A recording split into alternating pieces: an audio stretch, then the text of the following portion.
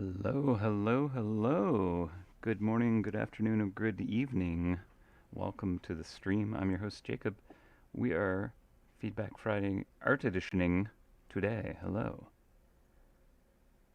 How does it go? Well, I hope. All right. So, we are working on a new character today. Should be pretty smooth sailing, I think. Last stream, I was pushing myself to kind of like work in a different format than I usually do. Um, the way that I structured the drawing and rendered on top of that didn't go as well as I had liked. After that stream, when I worked on the piece again, I ended up re-rendering so much of it that I think I've taught myself the lesson I needed. Um, yeah. Ooh, some ideas for trap skins.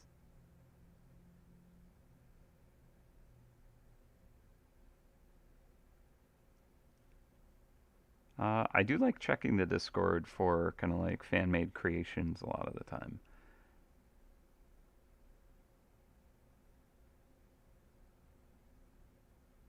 Yeah. All right. So I think I have a piece that I've worked up to a certain point. It's actually still the sketch phase, but I've kind of applied a little color, kind of tweaked it here and there. But it's basically ready to jump into the rendering phase. And I think I'm just gonna go for that one today. I have other pieces that I could kind of bounce on to instead, but I think for today's stream, I want to work on this character. So we're just going to jump right into it. I will say, okay, so if you're new to these streams or you're watching this as a video on demand kind of thing on YouTube, I do stream for quite a while. This is all live, live audience, all that. If you kind of like are watching this after it's been posted, uh, at the end of the stream, I will have kind of like a time lapse kind of recording of the work we did. Um, but otherwise, yeah, we'll stream for a few hours. We'll see how it goes today. I think it's gonna go well. That's the hope, anyways. And I'm not sure if I'll end up going like over a lunch break kind of thing and keep streaming. It kind of depends on if I end up kind of getting to where I want to or not, how I'm feeling. And yeah, let's just jump right in, honestly. So I'm going to switch over here. So we have here a character that I've worked up for the new area, the Conclusion Cliffs, uh, part 2. Uh, and so I think I'm gonna lower the character down in the frame. Um, yeah, this character has come together quite smoothly, which is really nice. I think I've kind of captured mostly what I want to with the spirit of this character. Very jovial, but also just kind of up to no good energy going on. If you're familiar with Falstaff from Shakespearean lore, this character is kind of built off of that kind of character, a very witty, uh, lovable, but also kind of mischievous and terrible, ultimately, character in terms of morals, but very kind of like comic relief kind of character too. Yeah, I think actually the yeah does have a lot of the Sheriff of Nottingham vibe to it, honestly, and I'm not opposed to that. Um, Character is known to be a kind of a knight, but was not above kind of you know encouraging heavy drinking and even thievery. So sheriff could have been based off of this character. I don't know. I don't know enough about the literature to kind of like state if that's the case, but yeah. Okay, so I'm gonna drop these kind of placeholder colors here that I've done. Um, hello, welcome, welcome. Robin Hook. Yeah. Looks like a merchant mouse. Yeah. Yeah, yeah. No, apparently this character decided to send a duplicate love letter to two women, and I'll just say that the kind of results did not go his way. Um, yeah, the character this is based off of, anyways. So, all right, I'm gonna turn off that, and we're just gonna start blocking in colors. Um, so I've obviously worked up the kind of character sketch. Um, the facial expression was something that I really wanted to kind of like capture in a certain way, and the pose is working fairly well. I'm actually quite pleased with how it all kind of worked out. So I don't know if I'll be doing much adjustment on that. I suppose that as I render it, I'll kind of like end up discovering if I want to do that. Um, but all in all, I think today's going to be a bit more of a kind of like um, Bob Ross style, like sit and kind of watch as Jacob renders. Um, I'll see a bit about like taking input, but there might be less of that on today's stream. So I'm gonna go with this. So what's interesting, I don't normally, and I'll bring this back up. I don't normally kind of work up a sketch and kind of like use a very soft gradient, or not gradient, but a soft brush to kind of like fill in the palette, um, to kind of like figure out, okay, these are maybe the colors that I want to use in this piece. Um, looks like the landlord from her old school. With with this kind of expression, yeah, I feel like that's landlord energy right there. Yeah, so I don't normally tend to kind of like work up a sketch and just kind of like softly fill in the color palette. So it's a little bit of a different process here. Because if I like turn off the sketch, you can see how just kind of like bleh, bleh, like mushy and muddy and scribbly it all is. So the sketch itself was kind of holding that together, um, which is an interesting thing to work from that point. But what I'll try is basically grabbing, one of the colors that I feel is working at this portion, and I'm just going to block in that area. Maybe I'll grab a slightly lighter color than that. Okay, I think I need to grab more like that. So the reason this is turning out darker is because the opacity for that color itself is actually quite low. So when I throw this color behind, it just kind of adds to it and darkens it.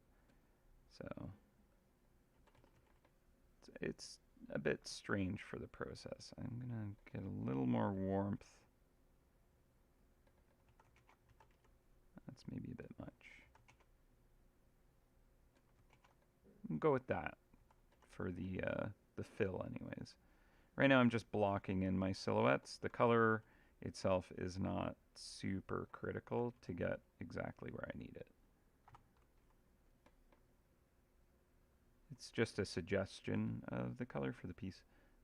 But I think because this one's so kind of solved in my mind in terms of kind of like, okay, here's like all the volumes and shapes. They're pretty well kind of figured out, I hope.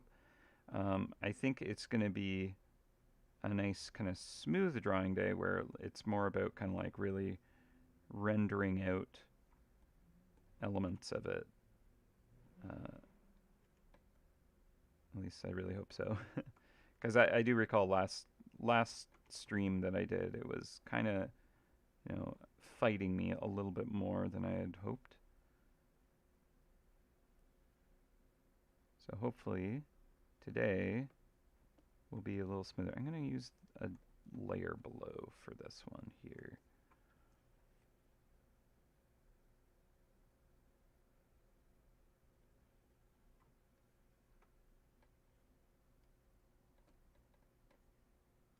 Yeah, so the Falstaff character,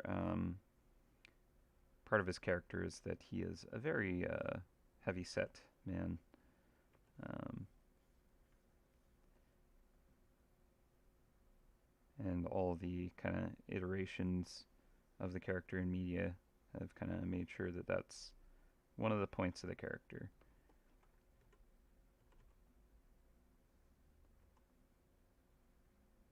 All right.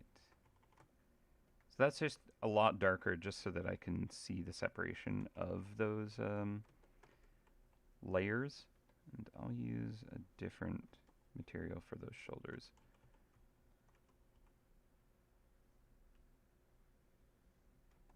Yeah, I think this should be a really interesting one to render out, honestly. Okay, we got a belt here.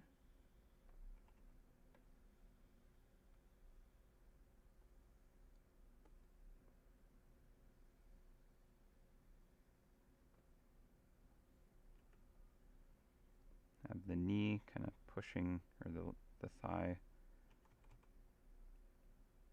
lifting that up there.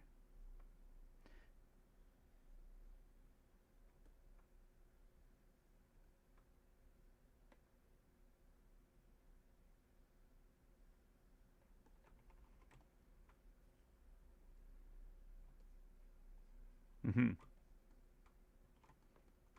Yeah, I'll probably like adjust all kinds of things as we go, but big mouse index.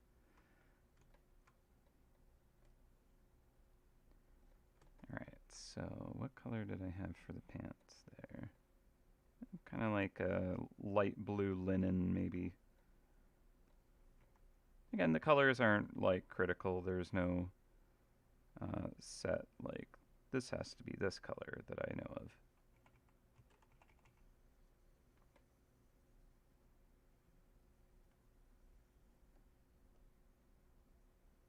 Going for that kind of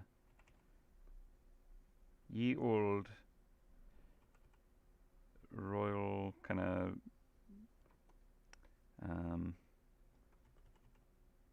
Renaissance era garb.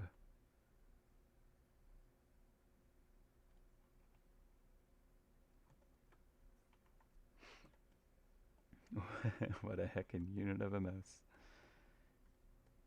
He's a big boy. He's big. Large lad.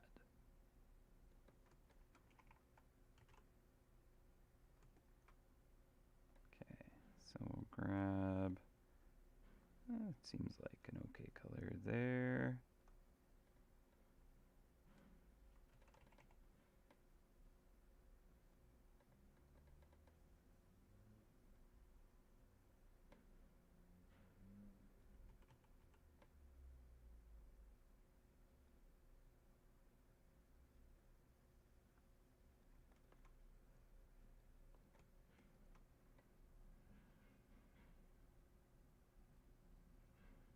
All right. I think we've had enough comments about his size at this point. But yeah, like he is a very jovial, jolly. Like when I was first kind of throwing the color splash on the character, with it being a more red shirt that I tried putting on, I was like, oh, it's Santa. Oops. Not supposed to be, but for a moment had a very Santa Claus vibe. But yeah, I'm gonna go for more of like a kind of like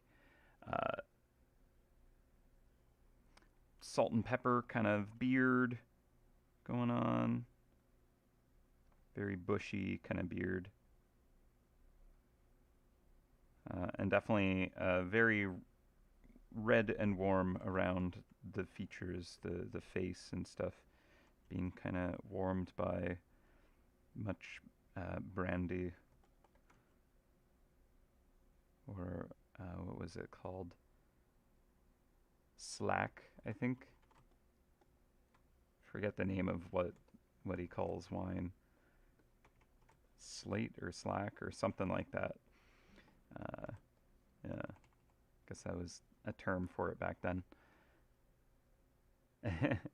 Santa Mouse this year ended up on the conclusion cliffs.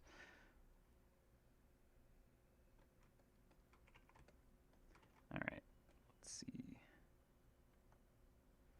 Grab a light blue. I'm not sure about the blue for this portion up here.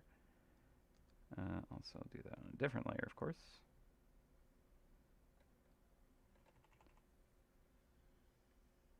But we'll try the blue. So this character is very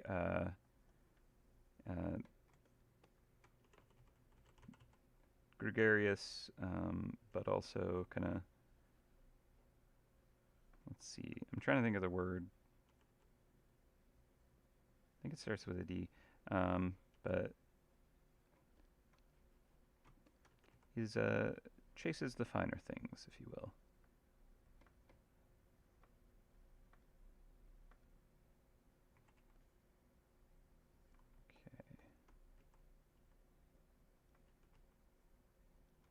What was the god of wine? The Greek one.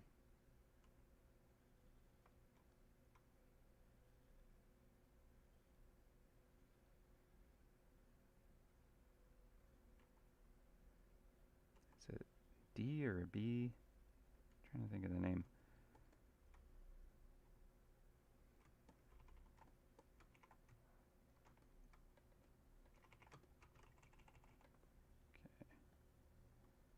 Face. Dionysus. Yeah, that's the name.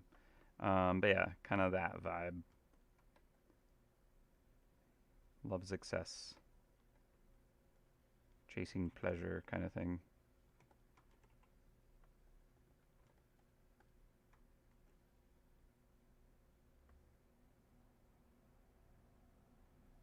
Okay.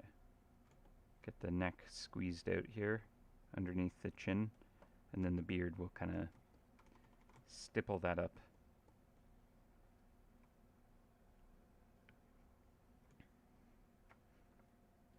Dinosaurus.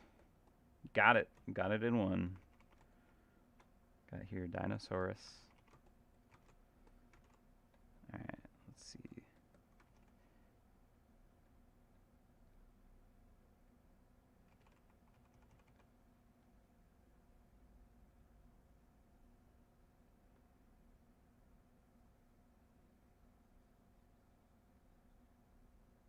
This is definitely a mouse who would go around saying "milady."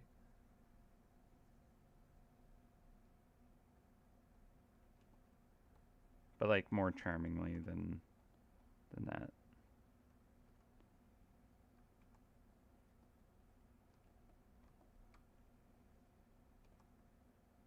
Yeah, apparently he was like one of the most popular Shakespeare characters.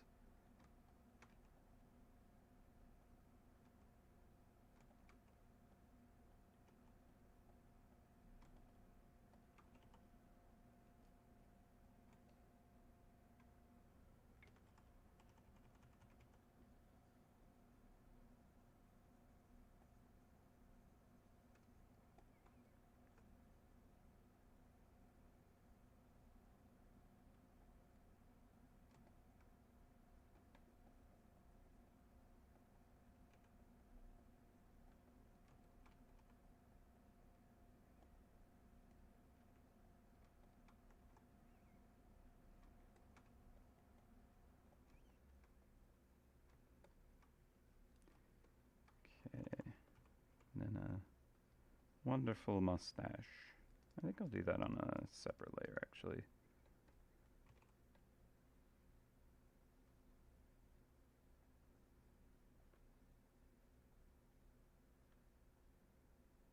I don't know. It's like curled. Can't really trust anyone with a curled mustache. That might be a universal truth. I don't know. Get the eyebrows in here too.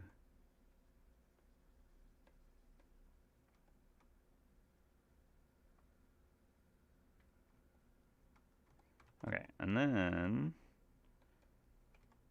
not that we're at the rendering portion anyways, but I want to kind of like bring in the kind of like gray into these features.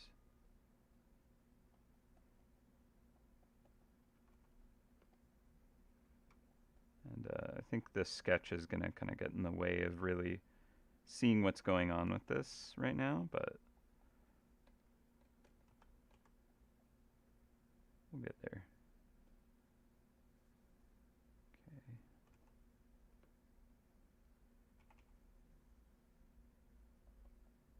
So if I turn off the sketch for a second, how does that look? Yeah, okay, so that's a little more visible now. But we'll get to that. Obviously, we're still blocking in the silhouette, so we're not worried about rendering anything like that. Not at that point.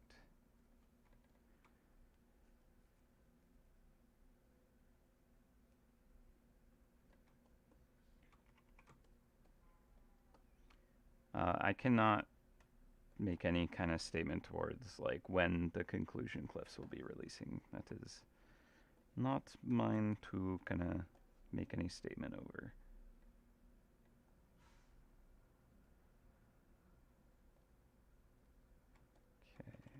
So this, I'm going to turn the sketch off there.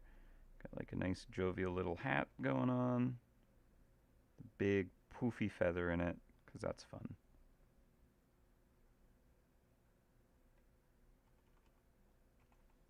We do like a big floofy feather. Okay, and then behind that, let's grab maybe on the more kind of like light blue, cloudy look. I'm going to put this behind the head. Yeah, this week I'm not going to do what I did the previous time where I like start doing my kind of render, my lighting pass on top of everything. Because although that is relatively fast, like going into each layer and doing it individually is still fairly fast, fairly quick. But the cleanup time for either is significantly different. Like the way that I'm used to doing it, where I go into each of these layers and kind of independently work on them, it's so much faster to kind of like get to the rendered finish. So it's good for doing a kind of like lighting test, but then throwing that out effectively and just kind of going over it again. It does make it a lot faster. So when we get to that stage, I'll kind of go into that a bit more. Okay, we got shoes and socks. Alright, we're going to do 2 layers. This will be the shoe layer here. We're going to grab the hat color naturally. Your hat, boot, and belt, I think, are things that you can pair quite nicely. Belt and shoe, definitely, at least. Hat, maybe. I don't know. I'm not a fashion person. No actual idea. These are just things that I've kind of heard before.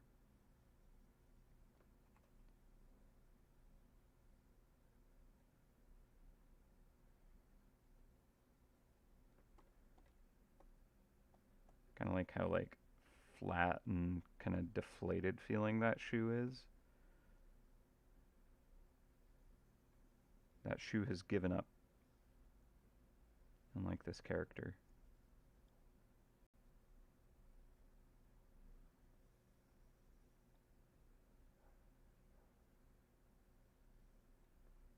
Okay.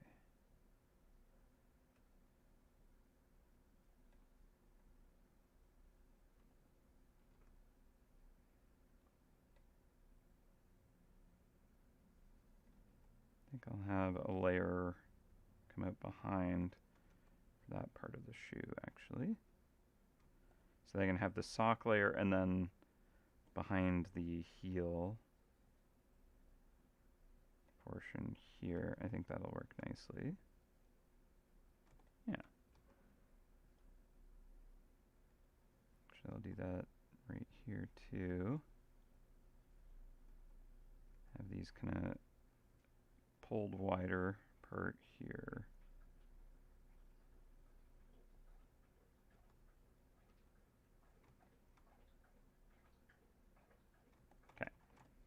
the sock.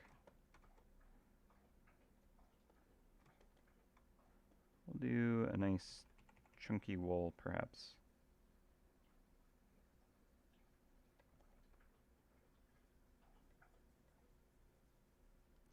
Like so. I feel like maybe these would be pulled up over the pant.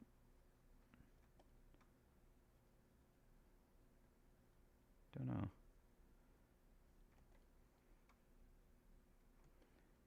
Probably under the pant leg, actually. That works. Okay, and then behind the heel here,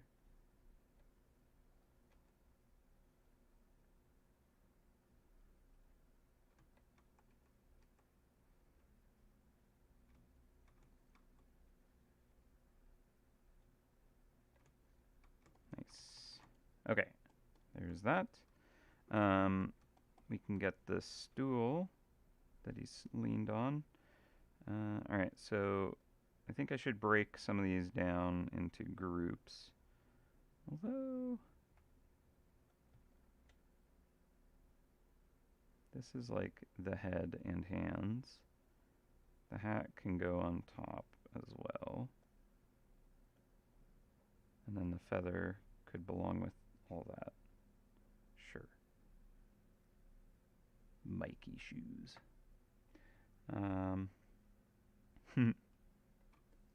The Jolly Chef of the Conclusion Cliffs could be. Okay, that's belt. So this is like torso here. Yeah. And then we've got legs.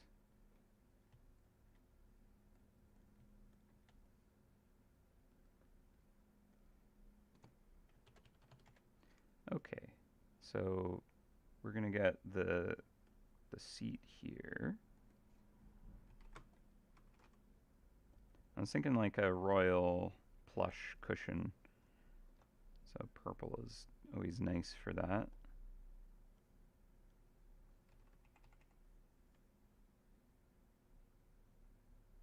Well, we'll figure out what color actually balances with the piece later. For now, we'll just block in whatever color. Doesn't matter.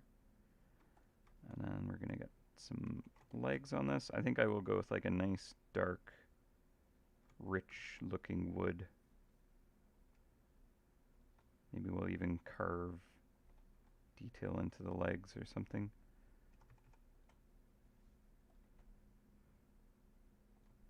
That'd be a bit lower, and that'd be a bit higher again.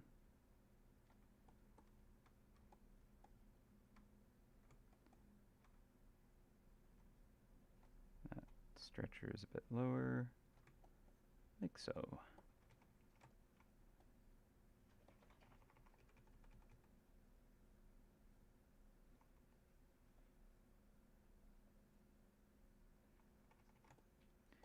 Frequenting a tavern of some kind. Alright, let's see. Okay, so then I guess the tail could actually be in this group here.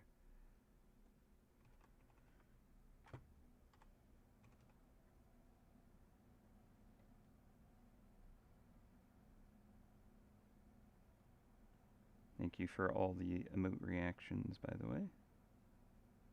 Fun thing is I see that in the corner of my eyes when I'm working just off screen.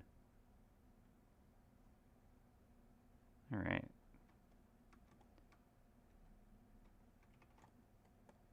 So there's that.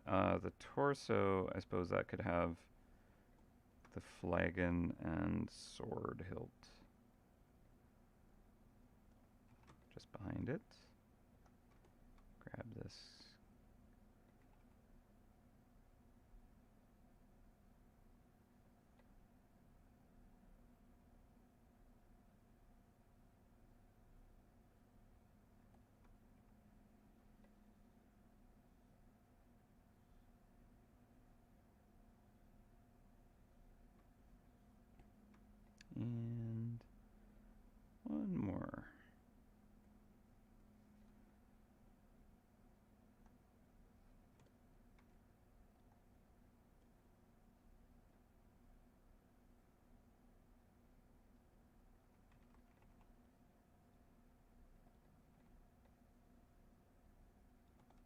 that to go behind the legs. There we go.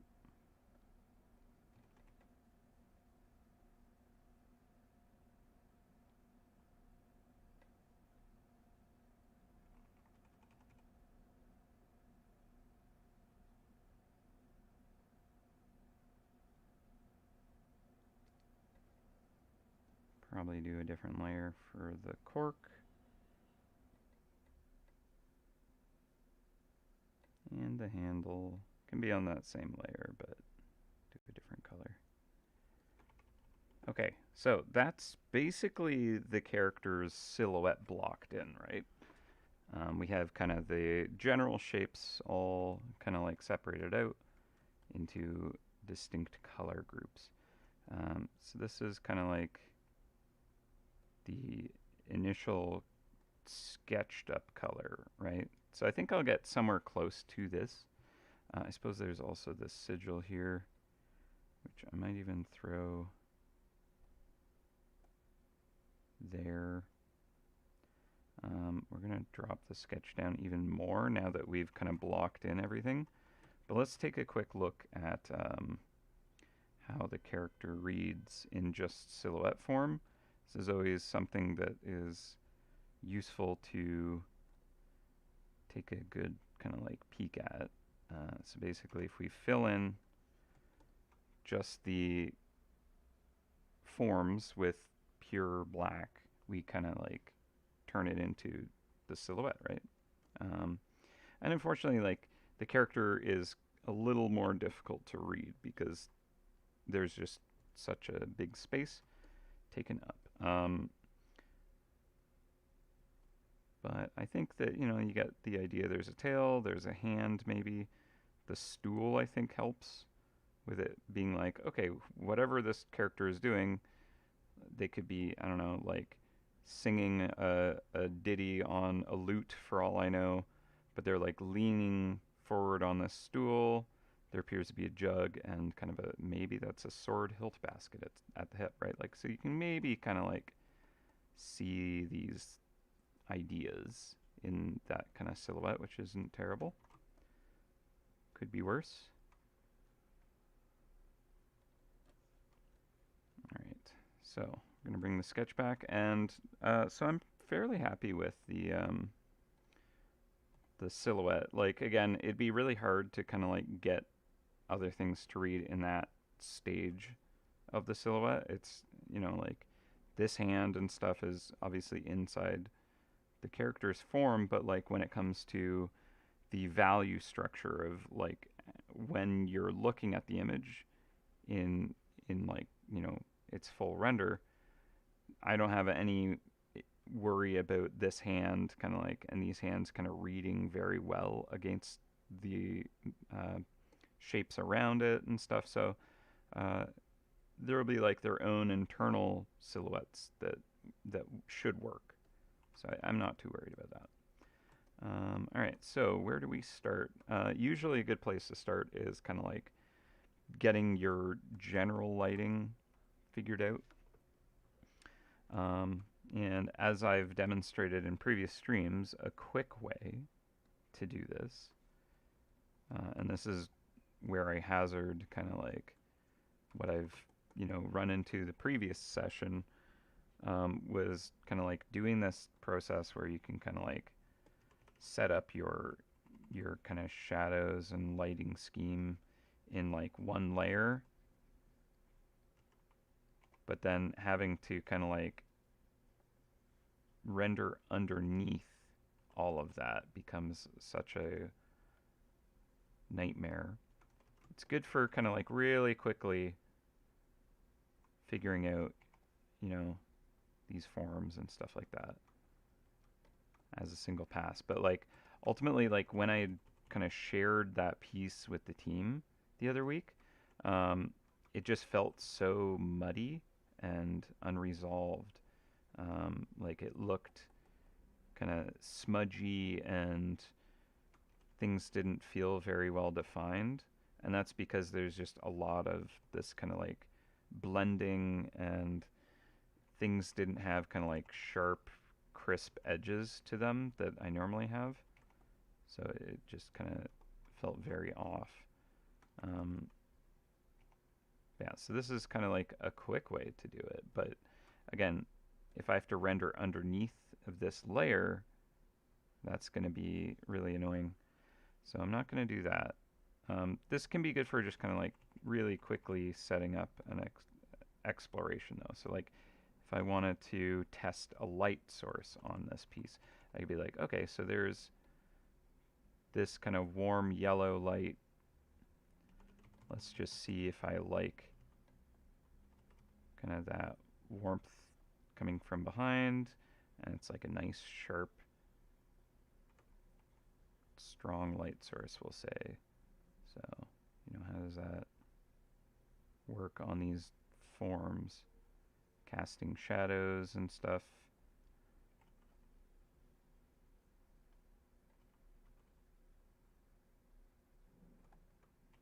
Kind of like that.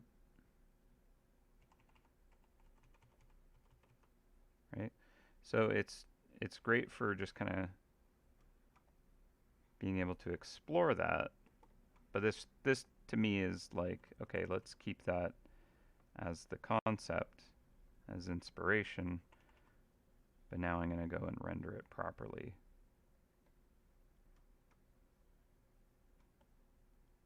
Instead of having to constantly work underneath of that.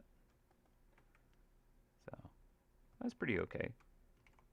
Get like some softer forms where it curves around. Right? Not bad.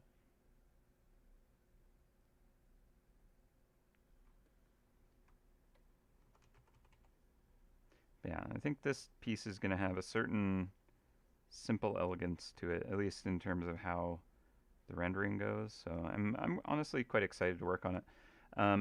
It makes me think a little bit about kind of like when we're working on Spring Egg Hunt, and there's a certain joy of just like big, soft, kind of simple shapes, and just rendering those with a certain beauty to them. And I honestly think there will be a good amount of beauty to this character. There's just like subtleties that I think I want to try and kind of bring to it. Yeah. Back when I was in school, I got to do a lot of what's called life drawing, where you have an actual in-person model and you get to practice illustrating human form and all that.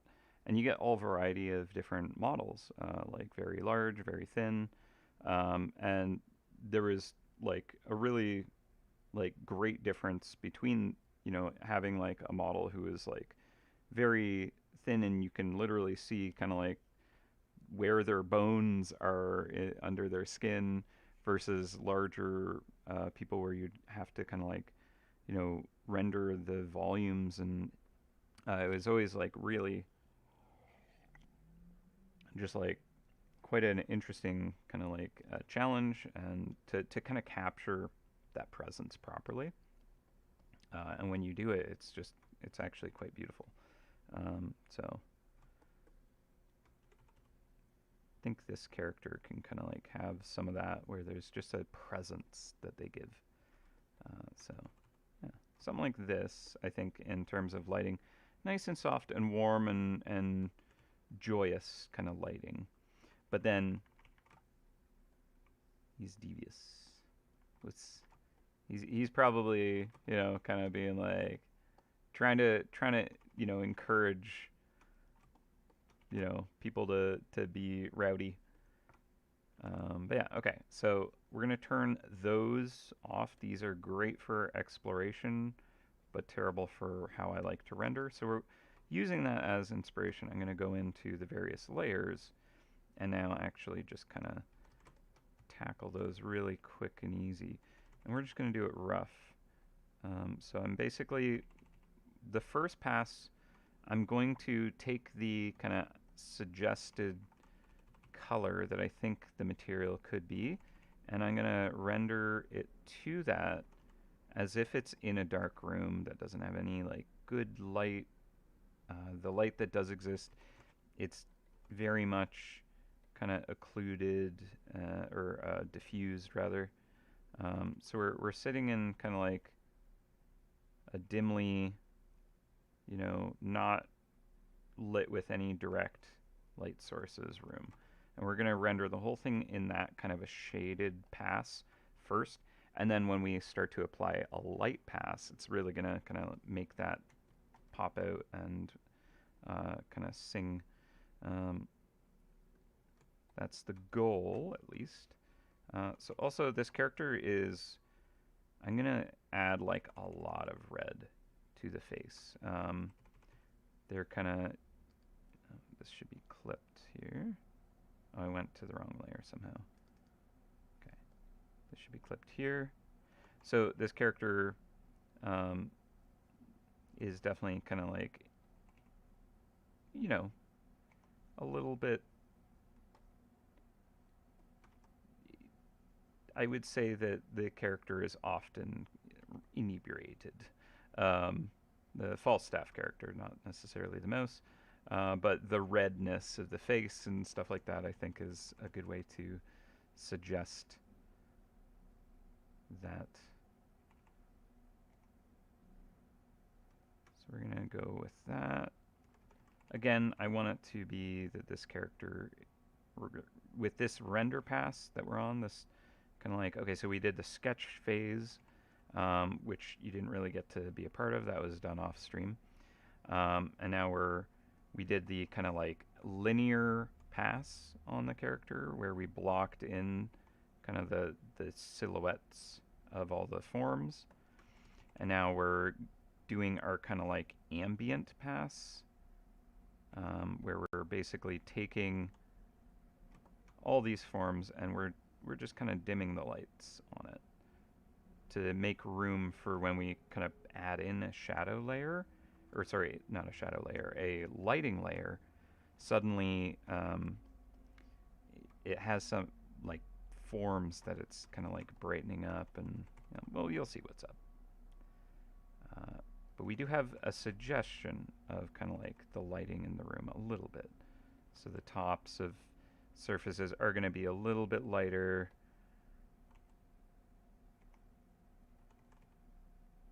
Again, it's like an overcast day. So this beard, we're just going to be dealing with a lot of clipping layers at first.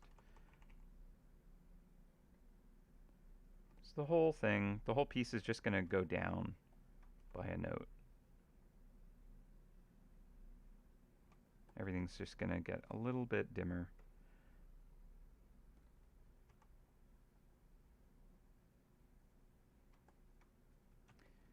Same with the feather here.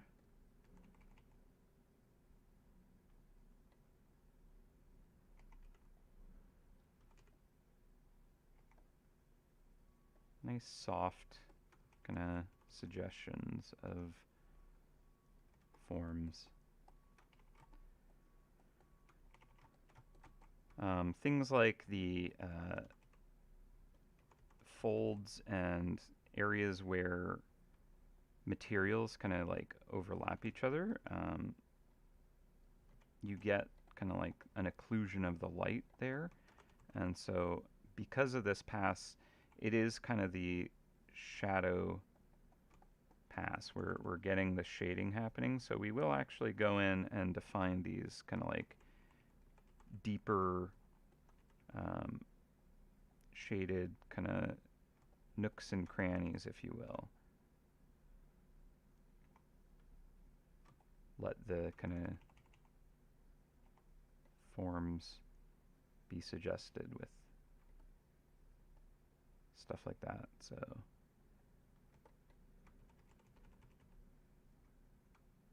but it's really mainly for where like the light really gets blocked. Suddenly it's quite a deep shadow in there under the brim of the hat, tucked into the corner of the top of the ear.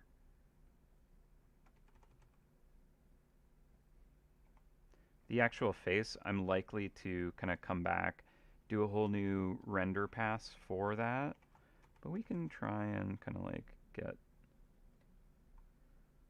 a suggestion of it here.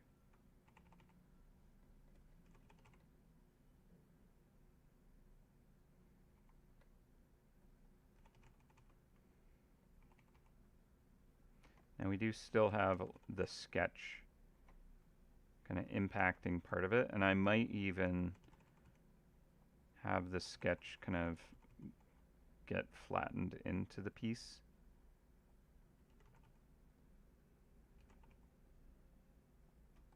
Okay, the mouth is horrifying. If I don't get it just right, it could end up really kind of looking a lot worse. Because capturing a joyous smile, one that's contagious, it has to look right. That can be tricky.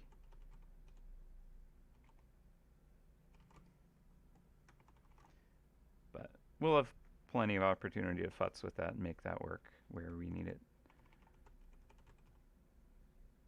This is just the first lighting pass. We're suggesting forms.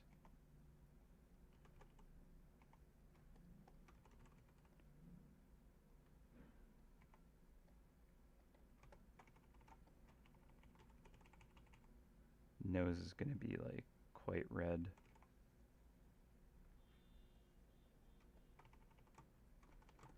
All right. The top of the ear, just a little more shadow. I think we're going to come in and we're going to put a lot more red into kind of like the bridge of the nose. The ears are going to be beet red.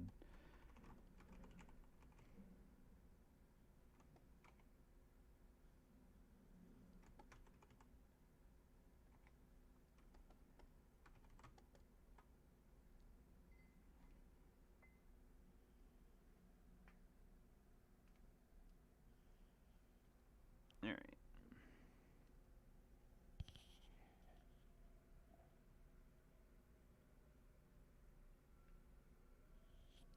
Sorry. Hydration. It is important, friend. Okay. So we're gonna, again, dim room. We're going for poorly shaded or poorly lit scene at the moment. It's really going to open up the opportunity for when we start to add light into this scene. It's really going to pop. And this is the first pass, so we're just going to probably go over it pretty quick and easy. Okay. So that's probably all right for the mouse hand and face. I'll get a little more light onto the fingertips and the underside there. Maybe the elbow. Okay, so now the shirt. This one's a very kind of like large form, very soft. I imagine it's a very kind of almost velvety garment, let's say. Easily wrinkles, very luxurious. So I'm gonna do a clipping mask here, and I think maybe getting more of a kind of saturation to it slightly could be nice. Okay, so I'll use a textured brush for this one. And again, this is still just kind of like getting the shading put in place. So we're going for that kind of, you know, low light condition. The actual kind of like wrinkles and forms are going to be well suggested using kind of like the light itself. But the color of the material we can maybe play with.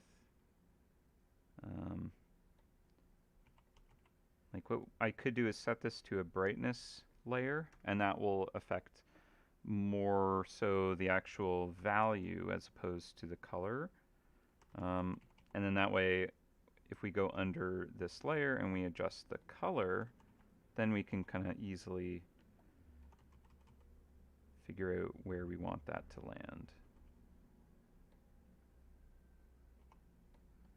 Also, I don't want like hard edge shadows right now. Like that drop shadow from the tunic here, I think is more so something that should be done using a light layer and erasing where I need that kind of drop shadow to exist. So try to avoid doing that too early. But having the light occluding where there's deep folds and overlapping of materials. Yeah, cast shadows are not what we need to focus on at the moment. So even this, I'm going to deepen the whole thing. And up here. This is what it should all look like in shadow. Now, it is quite a saturated color right now, but it could be a lot more saturated, so it's maybe not too bad.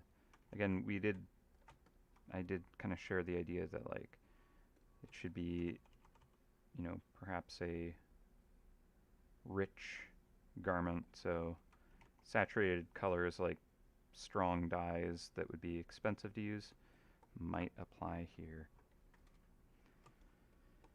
Alright, so we got legs. Gonna use the same treatment here. Just using a luminosity layer and just kind of general forms suggesting of low light conditions. It's very, the actual like color here is kind of not pleasant. I'm gonna go, like it's clashing, I guess is what I want to say. So I'm gonna grab something a little more color driven to kind of like separate that red and the blue hues better. Because when I was using just the brightness, there's more saturation, and I don't know, they're just kind of like clashing with each other in ways I don't like. Whereas if I go for more of kind of like deepening the values, I think that's better. Yeah. So using a multiply layer there. Alright, the belt, same idea. I'm gonna go nice and dark for that.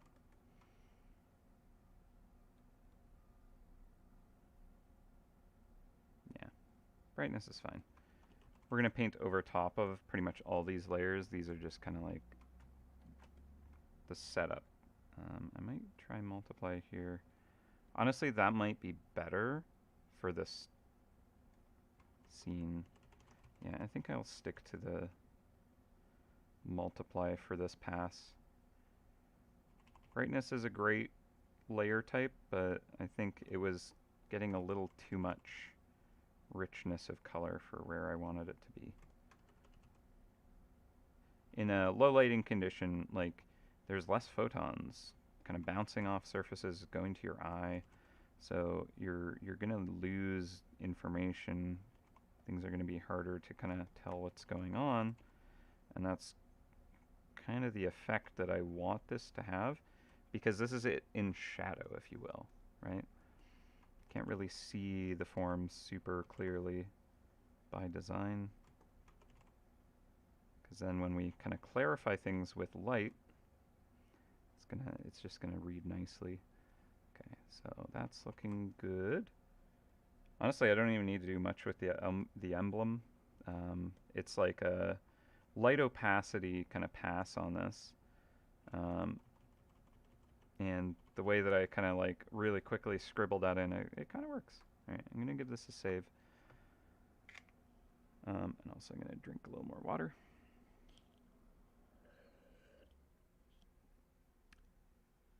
Yes, there is actually significance to the sigil. Not to Falstaff character, but to the Mythweaver and their cast of villains. You might notice that that symbol exists all over the folklore forest, actually. It is the Mythweaver's sign. It's a cog with a nib in it. Alright, so let's get the tail here. Boop, boop. Gonna grab that.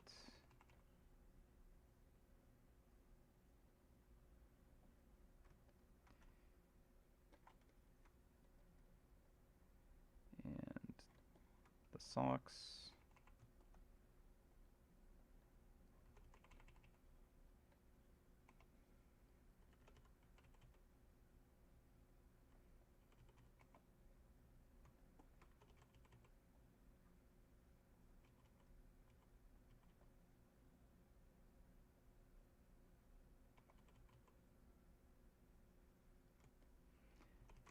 Okay.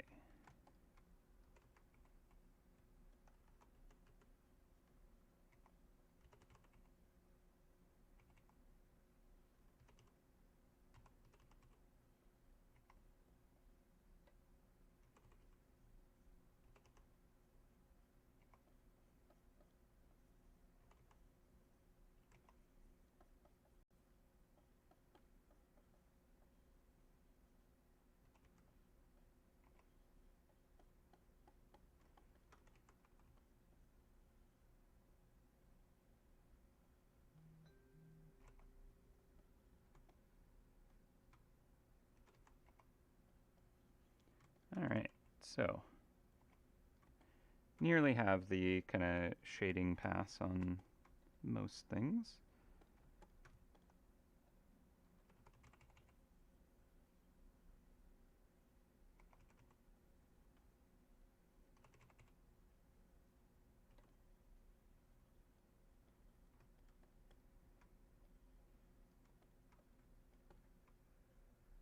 It does look a little like the Eye of Sauron.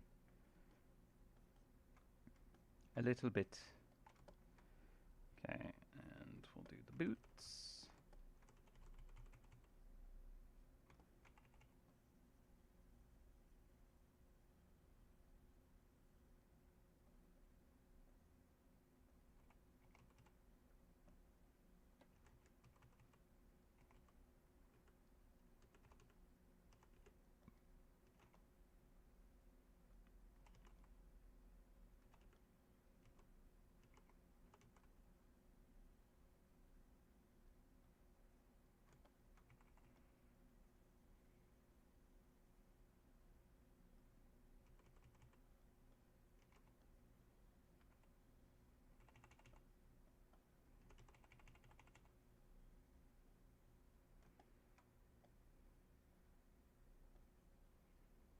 Great.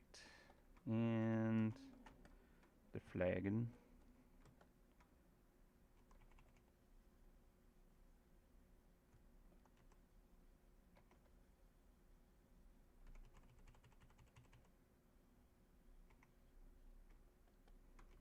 And the trim of the tunic thingy.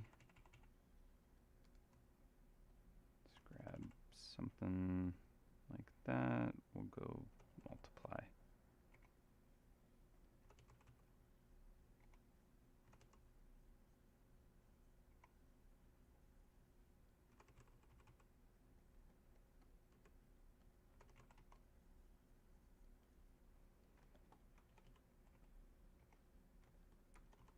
Okay.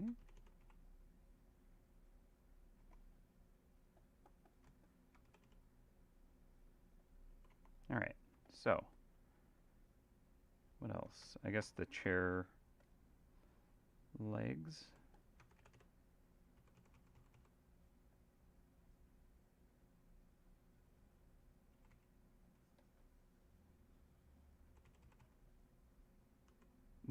So many emotes.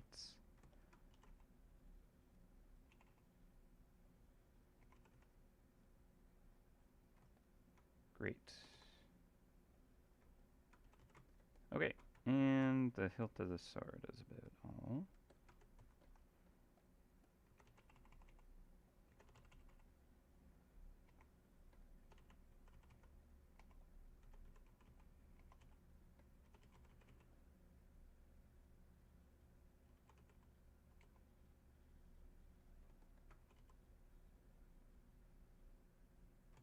Cool. Okay. Now let's see about getting some light into this piece. But first, maybe I'll do a cast shadow below everything.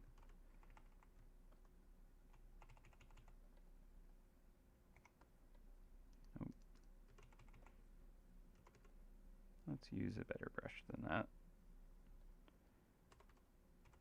So I like the shadow kind of like showing this leg floating off the ground, right? I think that's a good trick for kind of showing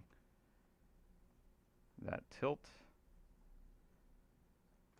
So I think there is kind of like a light maybe coming from slightly behind and above, or maybe that angle, right? But like fairly directly above the character to kind of have it not stretch back in the distance.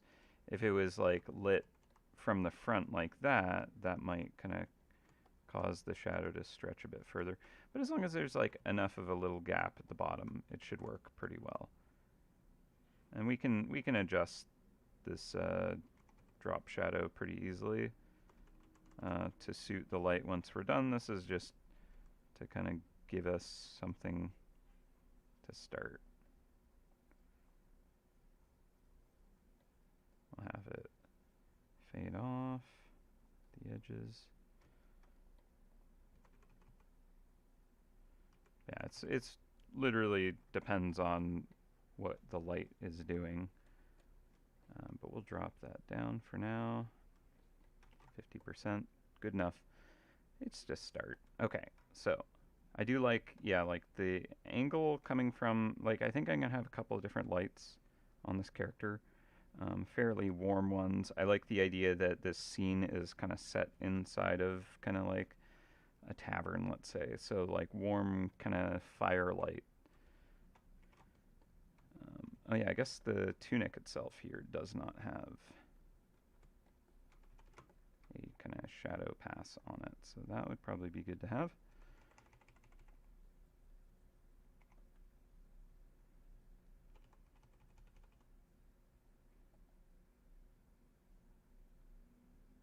Something maybe as such.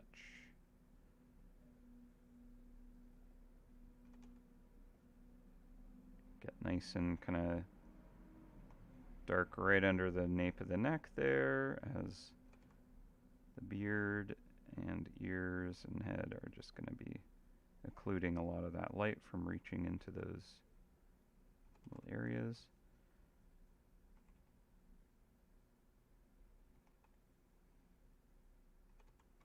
Great. Okay. So I'll give that a save. And again, this is the character in a dim room, not well lit. One thing we should definitely do is have a grayscale preview, so we can kind of like see what do the values look like what kind of structure are we building here. So we're gonna have kind of like the beard and the arms, the face, the feather, the symbol on the tunic. And maybe the socks are kind of like our kind of like higher values. And I like to kind of group it into three groups. There's kind of like the dark values, the mid-tones, and the high tones kind of thing. So right now there's like a lot of high and mostly low. So I think I need to kind of like carve in a little more mid-tone. And I'm thinking like the pants and the tunic could be okay midtones. Now what's going to happen is where you have your high tones and your bright tones, your dark tones. I don't have good language. I constantly change the words I use. Your brightest values, your lowest values. When those are directly in like beside each other, you get a lot more contrast. So that's going to draw the eye more. So like right now we have the symbol here is a bright value, and the shirt is a dark value. So that has like some of the highest contrast. So it's really going to draw your eye to it. And I don't know if I actually want that to be the case. So what I might try instead is actually having the kind of like the shoulder piece, the shawl, and the pants, or the boots at least, and the belt. Those will be our dark values. And the shirt itself, maybe I should actually kind of bring more to the mid-tone. So the hands are going to be like not the most contrasting, but this hand sticking out is going to draw a lot of attention. The face on a darker kind of like shawl thingy will draw more attention. And if this high bright value on a mid-tone, bright tone on a mid-tone, there will be less contrast drawing your eye to the symbol, which I think is good. The belt will be kind of like, helping to break this shape all apart. So yeah, I think the shirt I need to brighten overall. So I think I just went a little too dark with that, and then the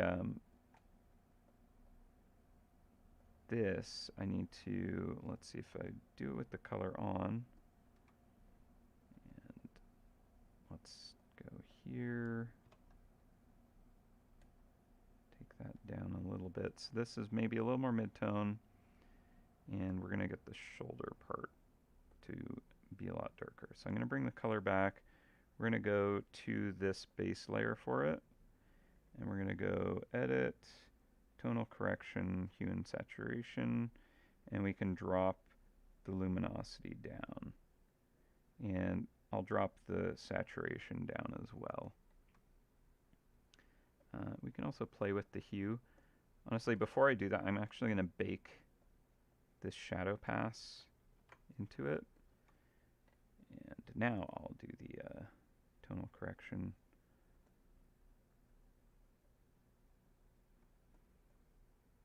So honestly,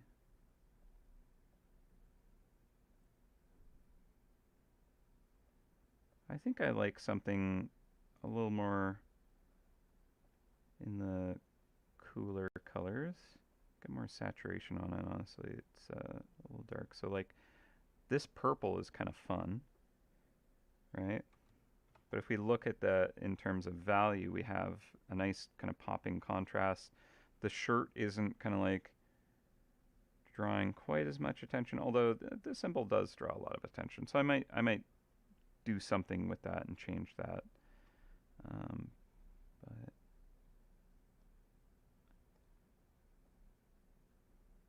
yeah, the purple is kind of fun.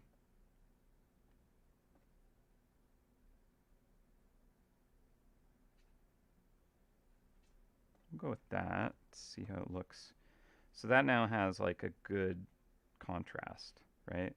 Like it really kind of sets up the face to kind of pop out. These sleeves will get kind of more shadow because there's so many wrinkles and stuff like at the wrists or the elbows that I think this is going to work very well. There'll be almost a gradient of value here. So I think I like that direction.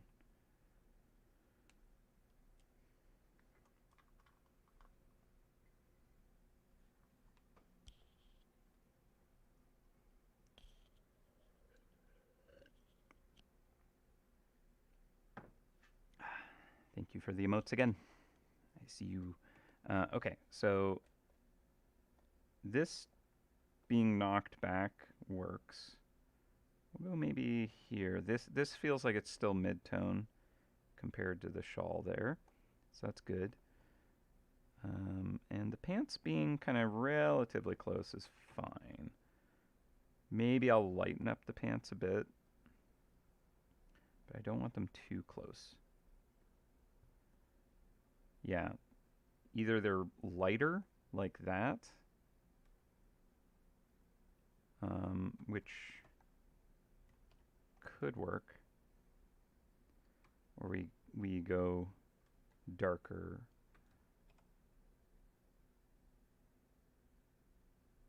I think that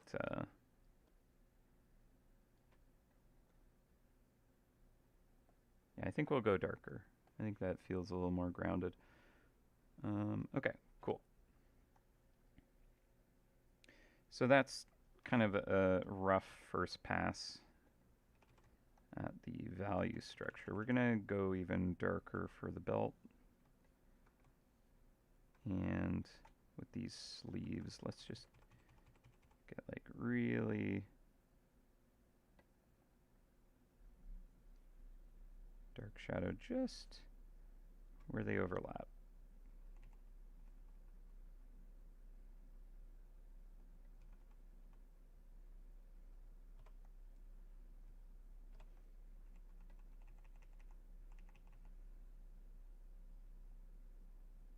Great. Okay, I think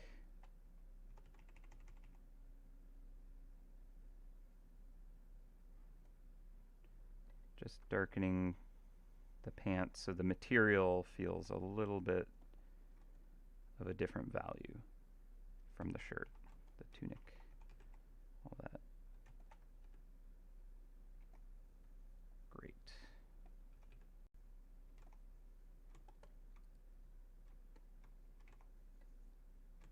Okay, so I think that's pretty nice value structure there. We're going to go up to the sketch, and we're going to actually turn the sketch off completely. And we can see that there is still kind of like some good read on the character now. So that's the goal. If I turn the sketch back on, we can see there's some weirdness down here under the beard. And that's because in the sketch I actually use like white pixels, and so that can kind of like do weird things at the end. So what I'll do is I'll actually set this to a multiply layer, knocks out all the brightening pixels, and now it's just darkening the kind of areas that the sketch is at. I can also, I'm going to put it down to like 9%. It's barely visible, but it gives enough of a hint that I can see where like, oh, there's a suggestion of a ring here if I want it. Honestly, I think I should probably add that on so I don't forget, because I did. Okay, so we're going to put a little ring here. And by little, nice, big, fat, chunky one. This definitely gives the character more of that Sheriff of Nottingham kind of vibe, the tax collector. Which I don't think is necessarily the right kind of vibe for this character. They're more of a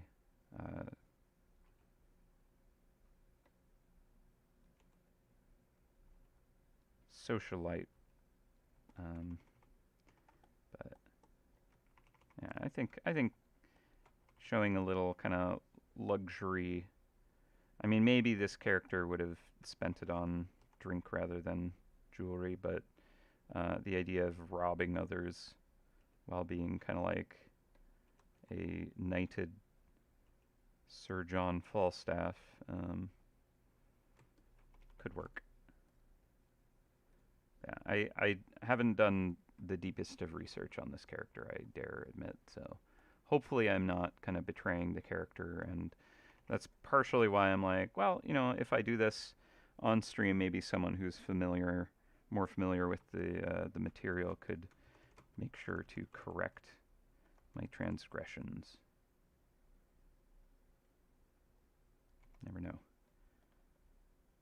Have some like English majors come in and be like, you're destroying Shakespeare's name or something, his greatest character or whatnot. But yeah, actually, I think this character is responsible for the term Falstaffian, which is kind of a term used for characters who have like surprising range of depth and character for kind of like how they're kind of, you know, expected to almost be. I think that's kind of essentially the idea behind it.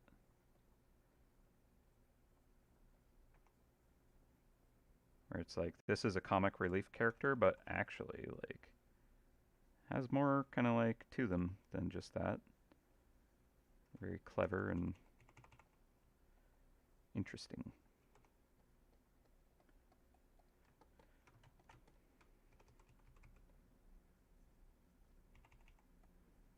Yeah, I will admit, and I'm not the only one. I think that while working on these areas, it occurs to me how kind of like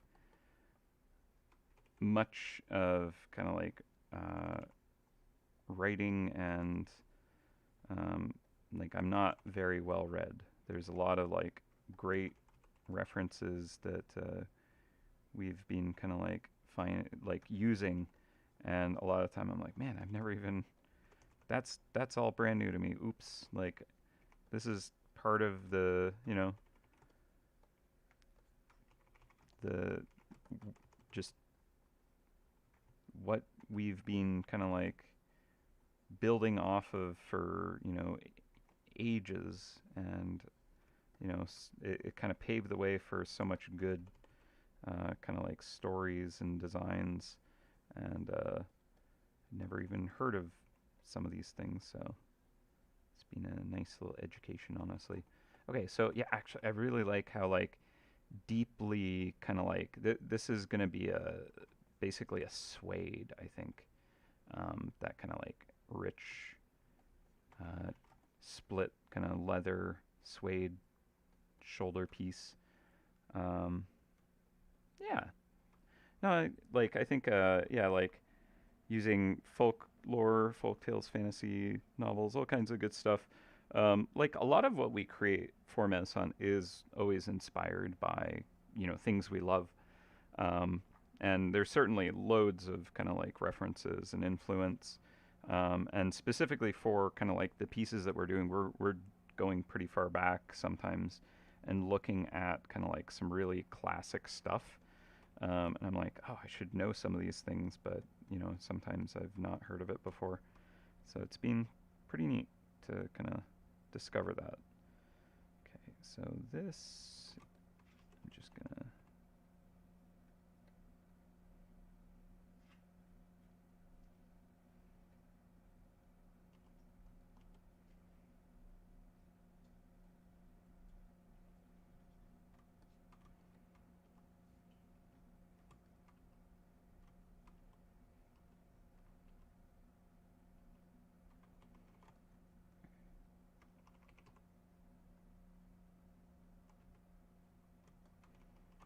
All right. Oh, Howl's Moving Castle trap for the stinger would be really cool. I love Howl's Moving Castle.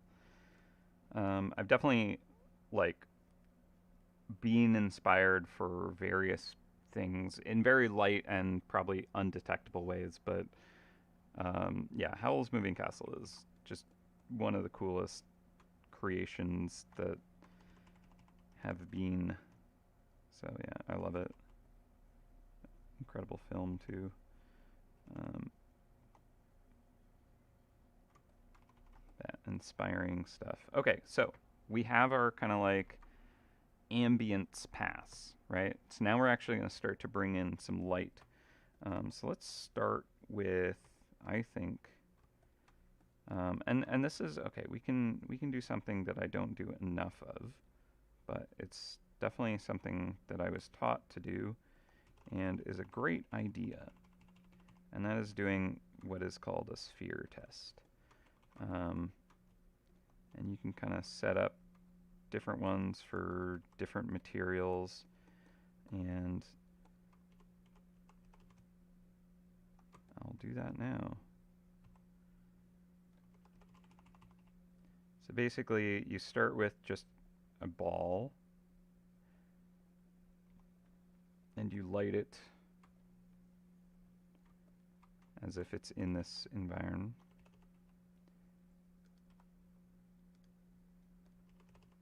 Right?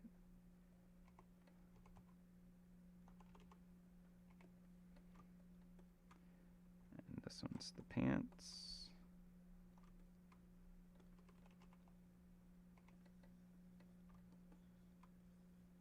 Okay.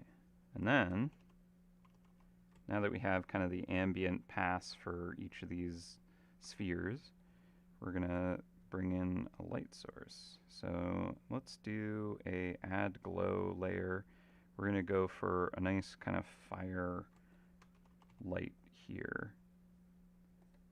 And here's where we can kind of like choose an angle to kind of like work on this. And so what we're going to do is we're going to kind of like figure out, okay, if it's at that angle, it's above, slightly to the right, slightly behind. You know, if this was the moon, right? This is kind of like one way to think about it is like a giant ball in the sky being hit by the sun. You have kind of like the surface where the photons are actually hitting that surface directly. And then at the equator of that, the terminator, is where those photons start to miss the edge, right? Where literally the photons passing by, they're kind of zoom whizzing and like striking the surface, bouncing off, going into our eye, but then it just barely misses, right? So that equator or terminator is where the photons are no longer hitting directly.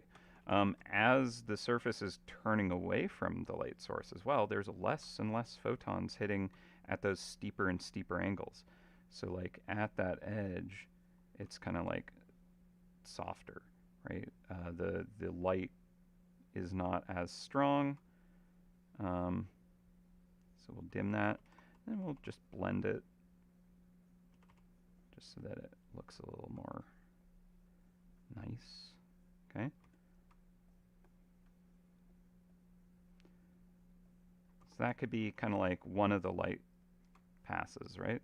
If we wanted, and then if we wanted to do like, let's say a cool light off on the side, we could do another add glow, or there's also screen and lighten layers. Depends on what you're going for, but maybe that's a bit much. So let's try a screen layer. Let's try a lighten layer. Maybe lighten. I mean, this one could be above if we wanted. This is more of a kind of like blue sky kind of pass, right? And I don't think I like that there.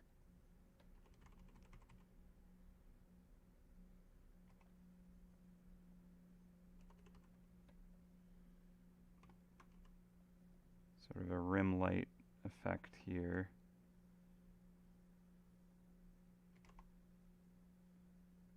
Not totally in love with that, but it kind of gives you an idea of how you can kind of build up different light sources and see what happens. So let's try another. We'll try a lighten, and I'm actually going to use another warm light, but this one's going to be kind of more at this angle. Let's see, a screen might be better. And it's not quite doing what I need it to. Add is pretty good. Add glow is more intense and fun. Dim that. So I think that this add glow is maybe not quite what I need it to be. We're getting a little too much overpowering of the base color is the problem. The actual material color is not kind of influencing it enough. So like if this is like a dark blue, I don't want orange light kind of coming off of it quite like this. So this I think needs to really ease up a lot more.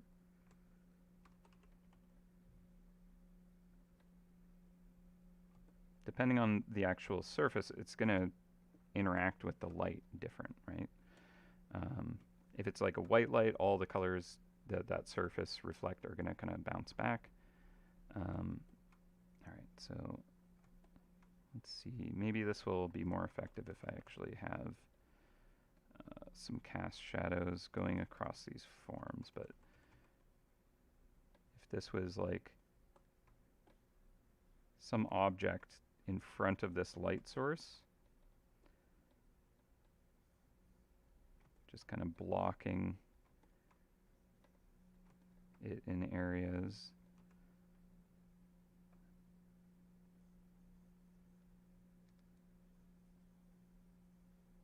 I don't know, this is not a great example of what I'm getting at, but it's a way to kind of like find how you want the light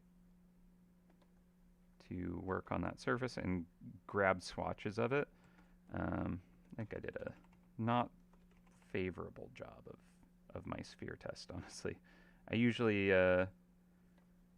get the source color to work a bit better, but you can kind of get an idea of what's going on. It'll definitely work better when I actually do it on the piece, because you'll see what I'm getting at. Okay, so let's just do that.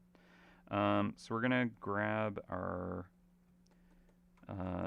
shirt here. We're gonna grab a, let's say, color like this, and we're gonna try for making a new layer that we do this on. Clip that, make it an add glow, and let's just kind of like splash down some of this light, right, on the surface, and we'll blend that.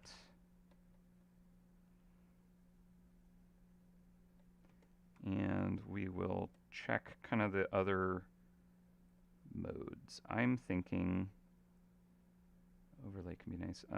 Add glow is probably what I want for this part here. Okay. So right now they're kind of suggested towards kind of the overall volume, but what they're not dealing with is the actual kind of overlapping and casting shadow from each other. So I'm going to start to do that more so in a second. But right now I'm going to just worry about as if there was no light being blocked from other objects in the scene. I'm going to just light these forms as if light can just pass through all material and reach the surface of each of these. So we're going to do something kind of like that. And then the bottom of that sleeve is kind of facing away, so that's going to start to be in shadow. We get our Terminator kind of like right at these edges where the wrinkles are, right? But those can kind of fade softly. Same with that. And Terminator around there-ish. And we'll fade that. Okay. So that's kind of like a pass on that. Now each of the wrinkles is going to have their own kind of like form, but we'll get to that. Okay. So now what I'll do is I'll put on a clipping mask. And this is a particular kind of layer effect that most drawing programs can do, where you can mask off parts of a layer, and it lets you erase things non-destructively. So here's where I'm going to actually have cast shadows come into play. So using a kind of more heavy hand with this brush, I'm going to actually start to erase where kind of shadows are really actually starting to kind of block surfaces from this light. We're very quickly going to see what that can do for how it looks.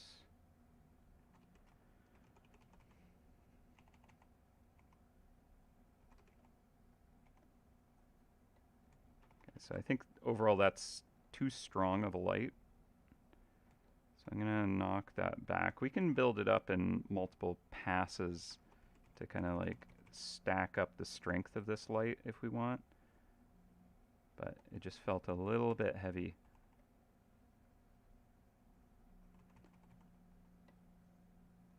Maybe I'll bring it up a bit more.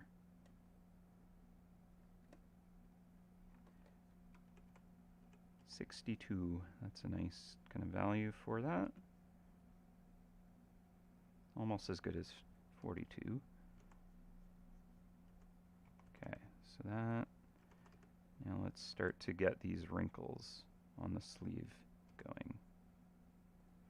So the nice thing is we can subtract and erase on this mask layer, and it's only kind of hiding the render. It's not destroying it, so that I can kind of keep the gradient that I have kind of like rendered in it. Don't think I'm explaining that very well, but it just lets me erase and subtract while keeping all the detail.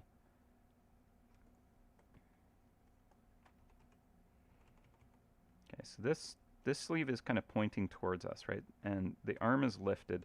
So we're going to get a lot more of these kinds of folds kind of bunched up, and they're coming towards us. So the arm is kind of pointing at us, and so these wrinkles are going to kind of like stack as the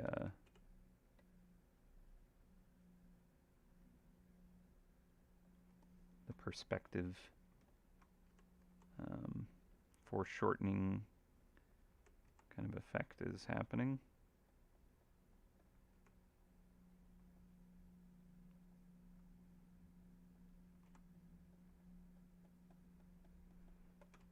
Okay, we'll have cast shadow from the tunic.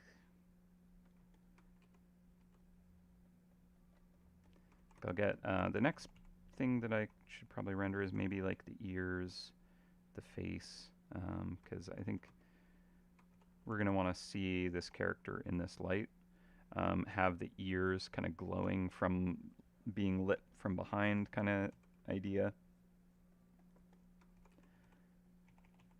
All right, so that's not bad. I think in the sketch I kind of have like seams on the tunic itself, which I think is going to be nice detail. And we can always just build up all the details each pass, just kind of stacking more and more little specifics.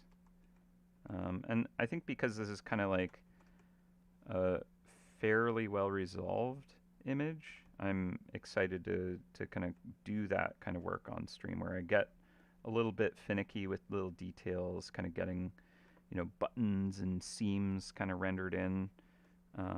So we're actually half an hour out from the lunch break, and I think at the pace we're going, I am going to go for a longer stream today. So that means that we'll go on a full hour-long lunch break. And that means that when we return, I'll have a layer link for you, and we'll have a lot more rendering to do. So it's going to be a good piece. Okay, so what I'm thinking I want to try is putting a layer in between and adding some richness to the color. So what I might try is grabbing red, taking a saturation pass at it, and just kind of pushing that where the, well, maybe not saturation. Maybe I'll use a normal layer, and I'll grab this color and I'll just bring it up a bit. And then I'm going to go where the kind of like edge of that shadow meets the light, and where that transition is, I like to kind of like push a little bit of extra color into that spot. It just kind of has this nice little kind of warming effect on it. It's a subtle little detail, but it can be quite a nice look when you kind of like use it just right. It's a less is more kind of technique. You know, you don't want to overdo it, but depending on what the material is, like I feel it works best for thinner materials where you have the ability for light to actually like pass through the material. So like this suggests subsurface scattering essentially, which is something that I use on kind of like skin, and just, yeah, depends on the material itself, but material that can kind of like be thin enough that light will go inside of it and bounce out, and you get a little more saturation at those edges where the light starts to just fall off. So it can just imply something different about the material quality itself. Okay. But yeah, I don't think it feels like the fabric I'm going for yet, but that's okay. We don't need to hit it right now. Right now we're just doing our first lighting pass. The kind of like landing on, oh, it now looks like the material properties I was going for is near the end kind of concern. Right now it's not a big deal to kind of like have it be off feeling.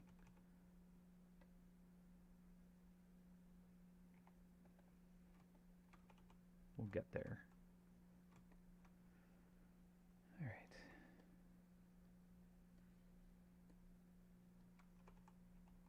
right.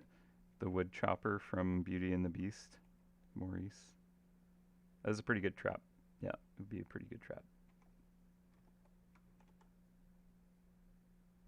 The inventor father gets himself in trouble. Okay, so a little heavy-handed on the kind of saturation pass, but I like to go further than it should be and then pull it back to where it's just right. It's easier to kind of like push it too far and pull it back to discover where it should be rather than not go far enough in the first place. Okay, so seeing all this, when I kind of like look at the values that are happening, I'm wondering if the hands are going to be too light, but we have to do the lighting pass on everything first to really determine that. So let's do, yeah, the torso or the face and the hands next. So we're going to go back to our kind of light. And I think I want to use like a nice warm light here. So we're going to do a add glow layer again. Try that. We're going to clip it. And we're just going to kind of blast the whole character with it initially. And then we're going to start to kind of like erase where the forms are turned away from that light.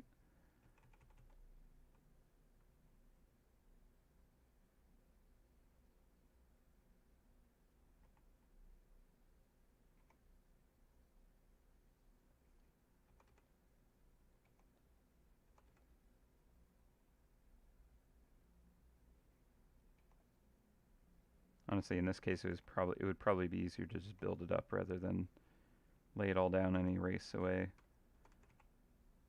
because a lot of the forms are turned away from it right now. Okay, so like this arm.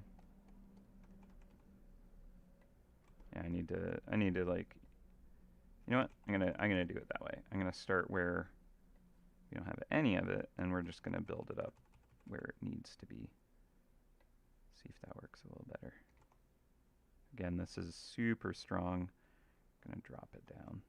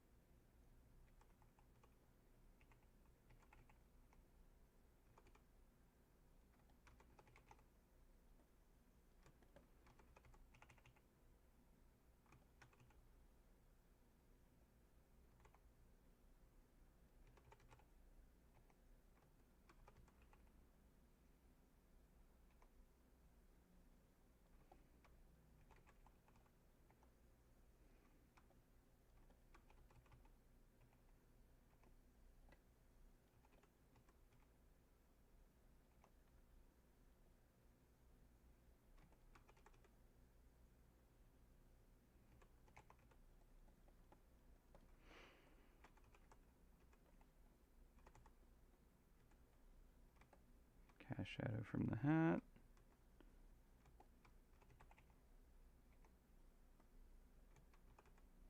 Wouldn't really get it in the ear there because it's kind of, well, it's perhaps from above enough that you get like a little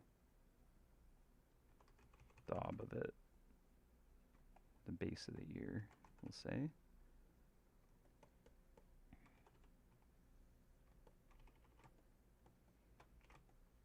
Yeah, definitely add more red to that face.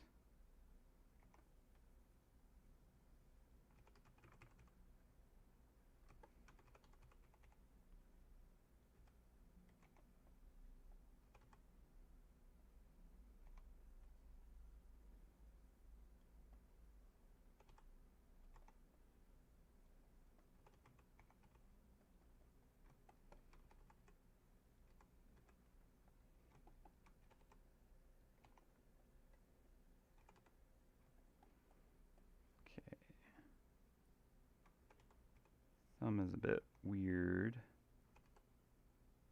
Might need to figure that out. I feel like the anatomy is breaking a bit, but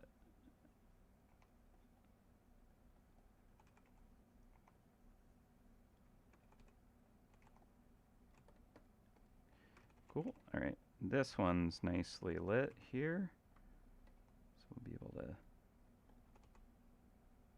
get that up here.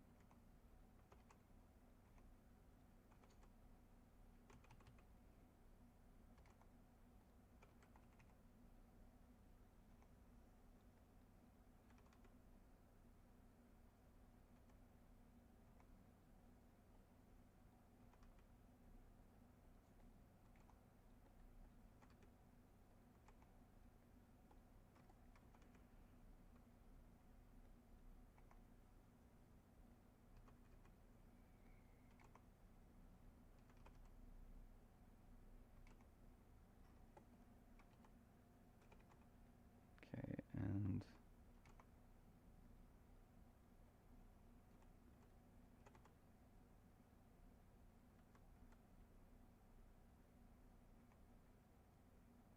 relatively happy with that. Hand there, get a little more roundness to that palm. Okay, nice. So the underside of this arm being darker than the underside of that arm does not feel quite right. I feel like there's maybe a little more bounce light that could end up under there. We can do it with other lighting passes anyways, but just touch that up a bit.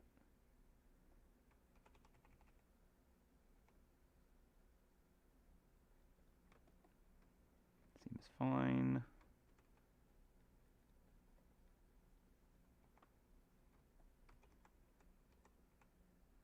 Maybe get like that little nub of an elbow. Catching a bit of that light could be good. Okay, we got about 15 minutes before I go on lunch.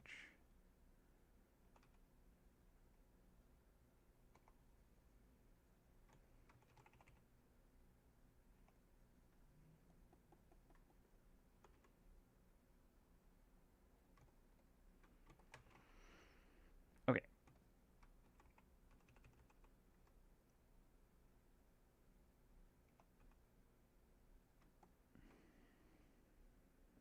Let's look at it in grayscale.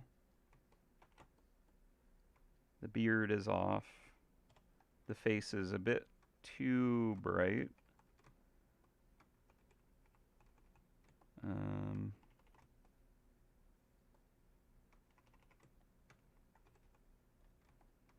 Might just kind of knock some of that shininess down.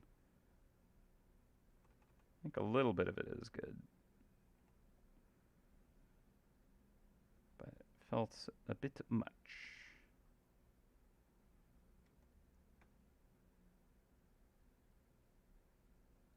Okay. Now, I would like to bring in that kind of like the red of the skin. So if I use a color brush, is that gonna work? It does seem to. And I think I'll put it on this layer.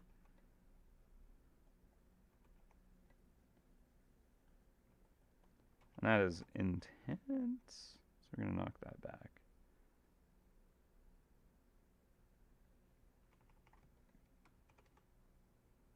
Bring it up a bit, but then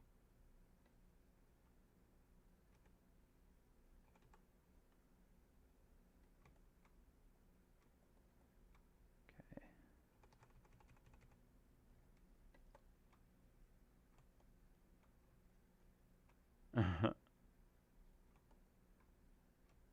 What would happen if Baba Gaga's chicken hut lost its feathers? I do not know. I have not witnessed such an event. It probably would not be a good thing. Get real cold in there. But I guess there's the cauldrons regularly brewing, so that might help. Are they like a nice kind of insulation? I wonder. Okay, so the little elbows, I think, would have like a nice little redness to them. Oh, look at Wash. I gotta scooch back a little bit. You're laying right on my chair wheel. Oh, that's fine. I don't need to scooch. What was I thinking? Trying to get comfortable. When the dog is comfortable, that's it. You just gotta be able to deal with that.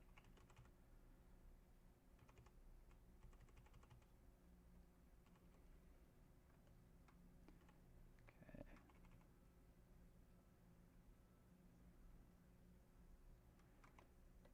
So right now I'm kind of still working like underneath the sketch layer and stuff like that. But when I do kind of like finishing pass details, then I'm going to go in and use just a normal layer on top of things and just paint all the really specific details that I think will make it work perfectly. The beard itself and mustache right now don't flow into the character. What I'm going to do is I'm going to do the same kind of light glow pass on this, and I think here we are with like almost like white hairs, some grays, some maybe like darker hairs, but a lot of like white hairs, right? So these are going to catch the light quite nicely and brighten up very, very much. So got to be in the right spot for that, which is mustache and eyebrows for this pass. But again, it's kind of based on like what is the actual intensity of the light source that we're suggesting here. Right now, it's like a nuclear neon blast, right? Seems a bit much. I think maybe I want to use a color more like this to get that kind of warm. I've been grabbing colors like right at that edge band, and I think I need to do something a little more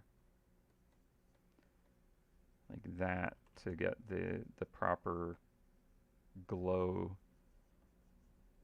on the materials. So I might see if I can kind of go over to the other layers that I did this kind of glow pass on and adjust the color that was used.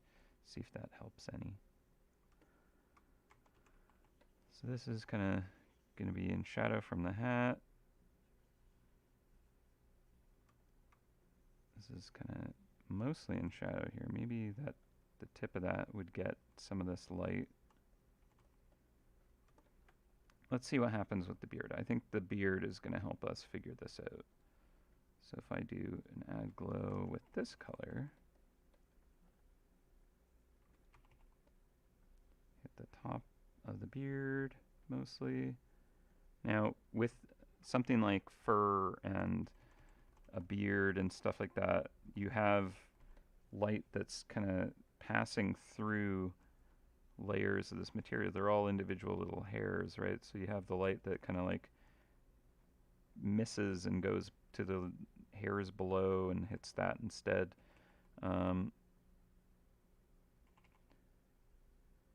So that's kind of something that I try to think of when I'm kind of like having the light impact things. And you have hairs coming at different lengths, so like the edges of this surface are gonna get kind of hit by the light, so like the tips almost kind of have a little bit more of a glow.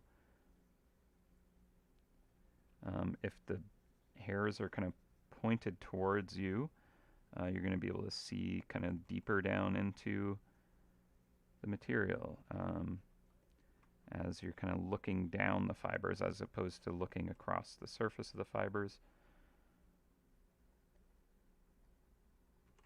Okay, and then this is all going to be in cast shadow, we'll say.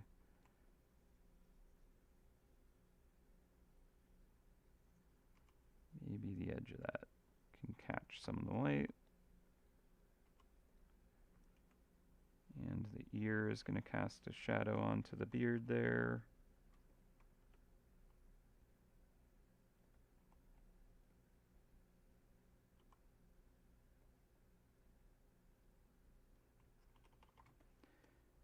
Okay. So that, I think, will work better once we have the tunic with light, and then the head is casting a shadow and the beard will suddenly look more in place. Right now it's kind of just really floating there, but I think it's working. Okay, we got 8 minutes. So I gotta sound my horn. All right. I'm thinking, do I want to try swapping this for that color? I think I do.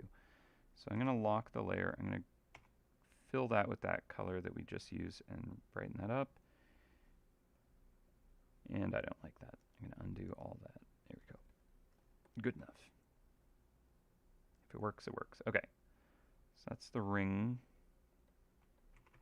We can just deal with that real fast so that I don't forget to later.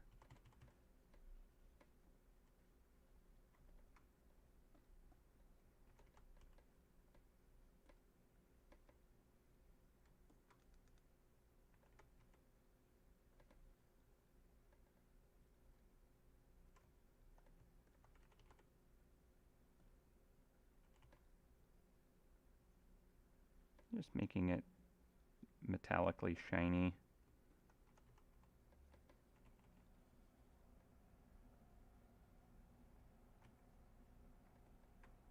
Nothing too crazy. We can come back and work out all the specifics of that at another point.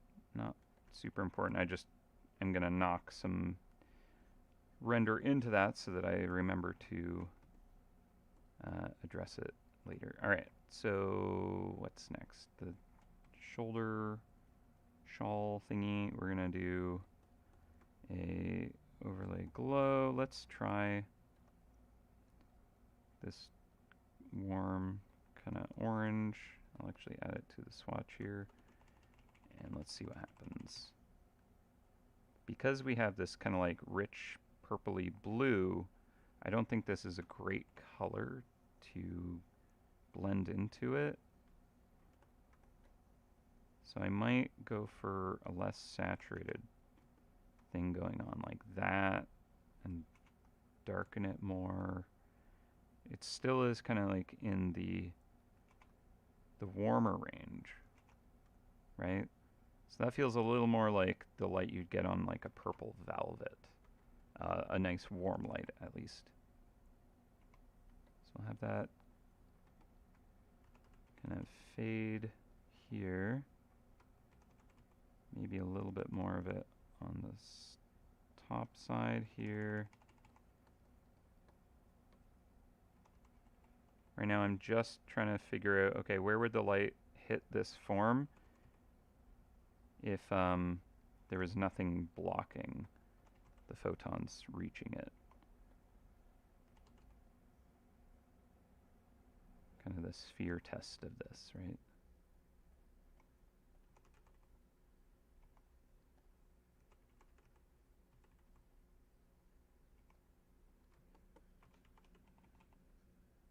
Okay, and then where the forms are kind of like curved, we can kind of like gently blend those as they kind of like have that soft fall off from the terminator, kind of gently turning away from the light.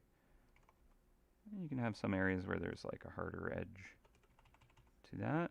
Okay, and now let's see if this works. All right, so now we put a clipping layer on that, and we're going to use a harder edge eraser, and we're going to cast our shadow from our objects that are directly blocking this light.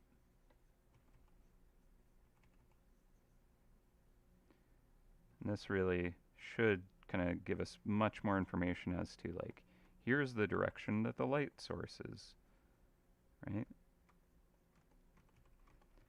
You can tell that it's, you know, shining from above and to the side a little bit.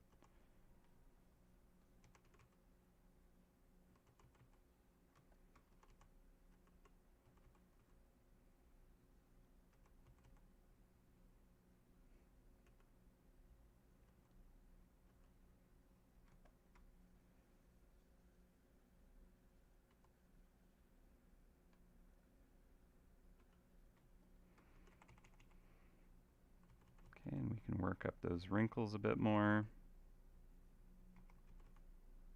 Something that looks nice generally is having one side of a shadow kind of be a little more hard-edged and the other be a more gradual gradient. So the this slow kind of transition from light to dark implies that there's this soft kind of round shape, and then with it creased here, that darker, harder edge shadow kind of implies that there's like a stronger crease right in that spot. Right?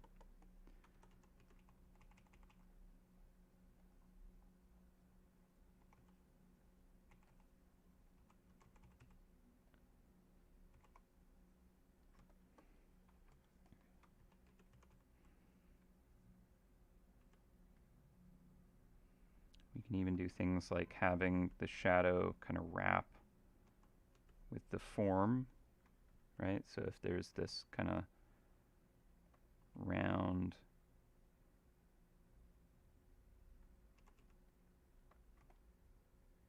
kind of fold here, having the ear kind of dip down into that really kind of helps illustrate that.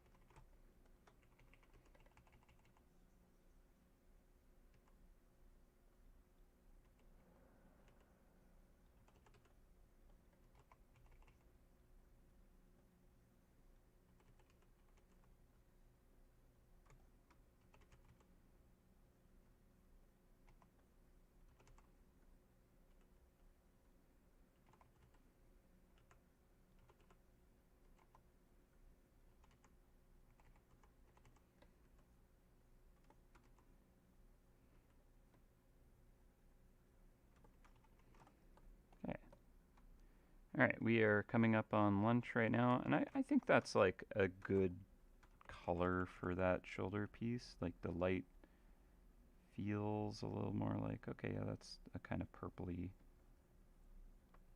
looking thing. Get some nice, stronger light right on the tips of those as they point upward.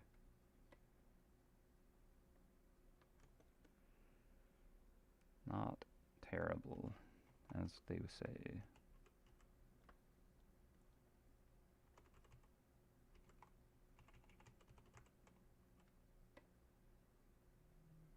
All right, 1 o'clock alarm. So I'm going to give this a save. I'm going to put up a timer so you know exactly when I'm going to return. And we're going to continue rendering our bud here. All right, so let's see. I'm going to pull up the time lapse. Actually, I'm going to do this first, move it to where I want it so we can enjoy the time lapse and the character at the same time. do. Set this to full. And here you can also enjoy the actual sketch of the piece, which is nice. You can see how kind of I explored this character and came upon the forms. All right, well, I'll be back shortly.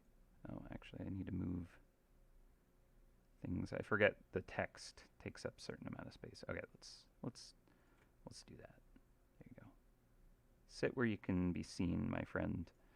All right. I'll be back at 2 o'clock, and timer will let you know exactly when that is.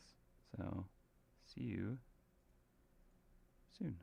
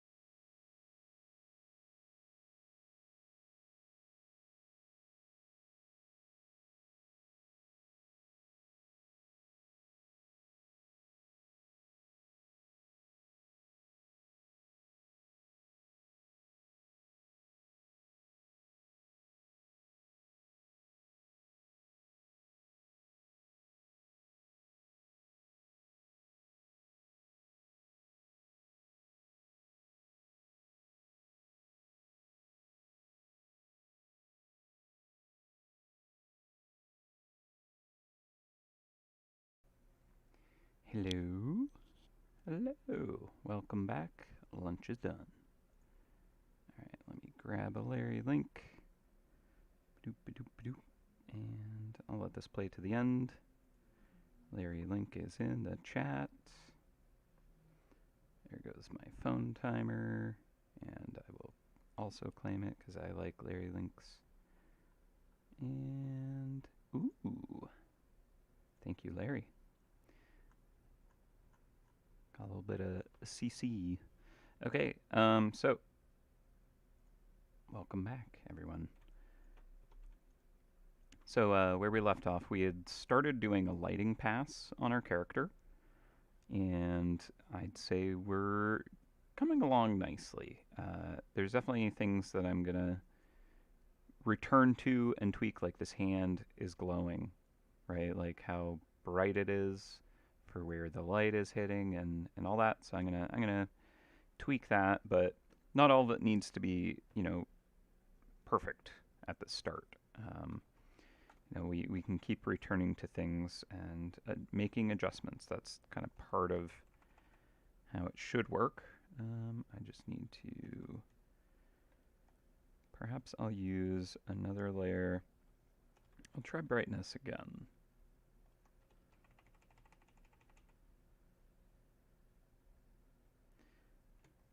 Yeah, sometimes you need to kind of build up certain elements of a piece to have it be able to influence the rest of it, right? Like if you don't know kind of like what your brightest sprites are and all that, it's hard to kind of like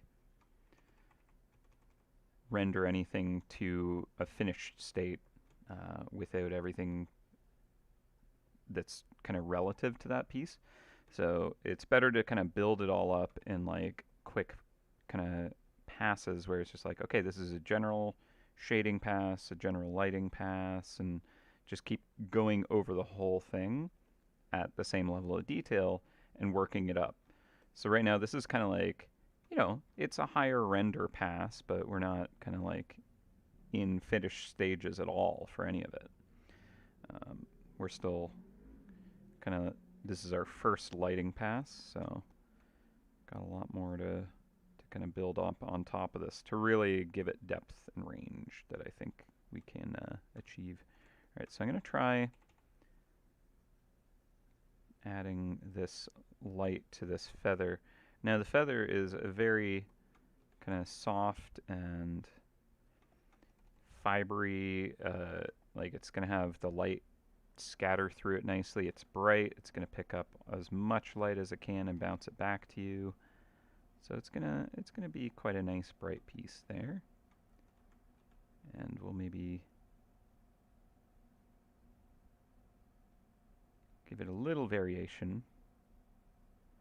Again, we're going to be hitting it with like, and this is like a really fluffy feather. I don't even know what kind of feather this is, but it's floofed up somehow. We're going to be hitting it with like different angles and different lights, so I don't want to overexpose from just one light source. Leave room for the other ones to kind of take up range and kind of add dimension to this. So there's that. Actually, I'll have that be nicely in shadow down there, actually, just to kind of give a little bit more potential. And it's not going to have like hard edge shadows because the light's just going to be kind of bouncing all through this thing, and you're not going to get like quite as strong Terminator shaded edges as you might on different materials. So hopefully that looks kind of cloud-like almost. Okay. So that looks alright to me. I like that little beard tip or mustache has just like a little tip of light. It might not work in the end when I kind of like resolve all the angles and kind of really lock down on if I think the light should be doing what it's doing or not.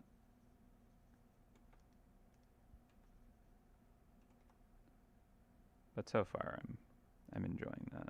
Here, I'll knock it back just a bit. Just a little tip of that so you can see kind of the thanks for all the emotes. Just so that it stands out on the cheek, you can kind of really notice that like the mustache kind of curls up and outward like little tusks almost. And make sure that the inside edge of that isn't quite as glowy. I think that should be pretty okay. Maybe I'll have the beard here cast a little bit more of a shadow from that kind of goatee part of the beard.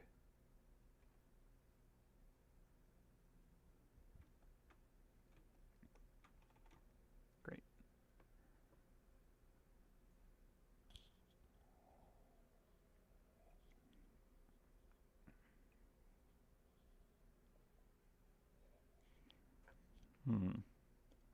All right. So let's do. We did the shawl here. So let's get just a little more detail on here. I think there'd be kind of a few tight wrinkles. Again, this is the kind of thing that, like, depending on what the material is, it'll kind of determine how that looks, right? So if this is a thinly split kind of suede, we'd have, you know, the potential for more of these wrinkles. If it was like a heavier, like ounce weight on it, then you wouldn't quite get as many wrinkles. But you know, if it's like a very soft material, which I think that would be more luxurious, we're gonna have these like thin, soft wrinkles, but they still have dimension. They still kind of fold a bunch and have some depth to them.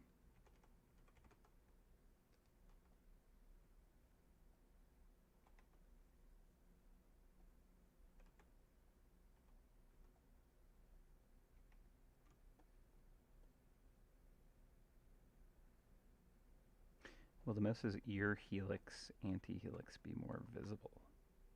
Is that like the inner kind of wrinkle texture in the ear?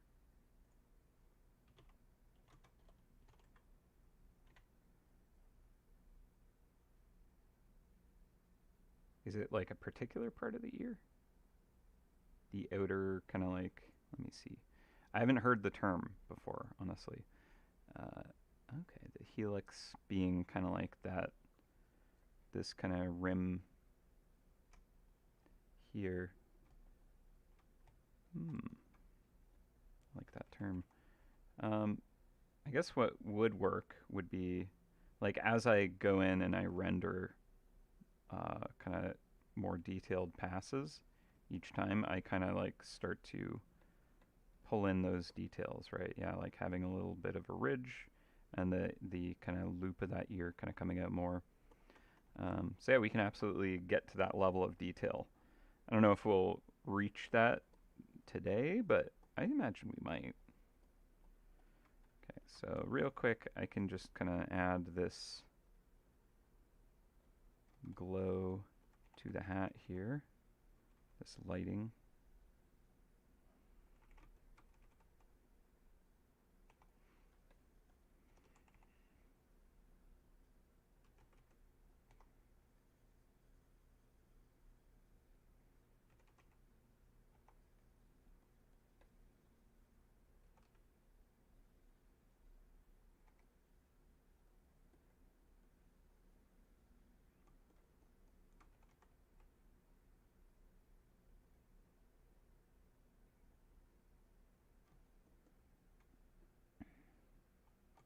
Will the mouse's ear canal be visible too? We don't tend to kind of like do that level of detail on the ears.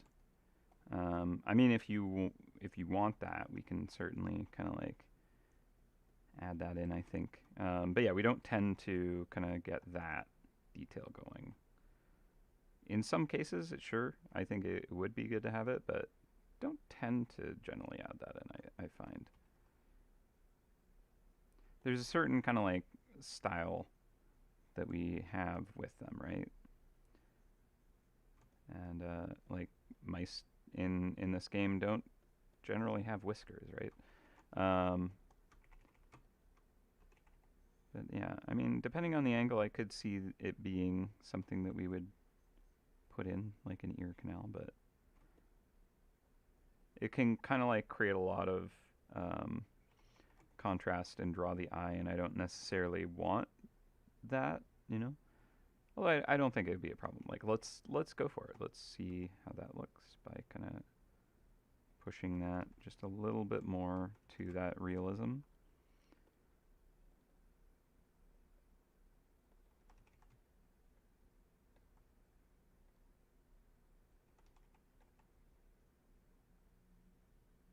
Like maybe for this character, it'll just work to kind of have that.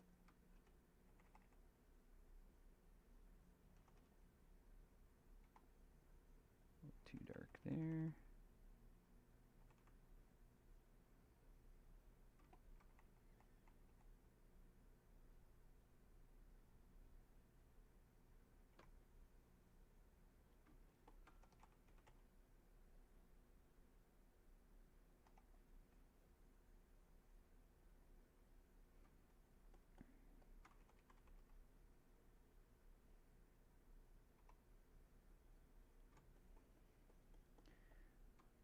Get right up in there.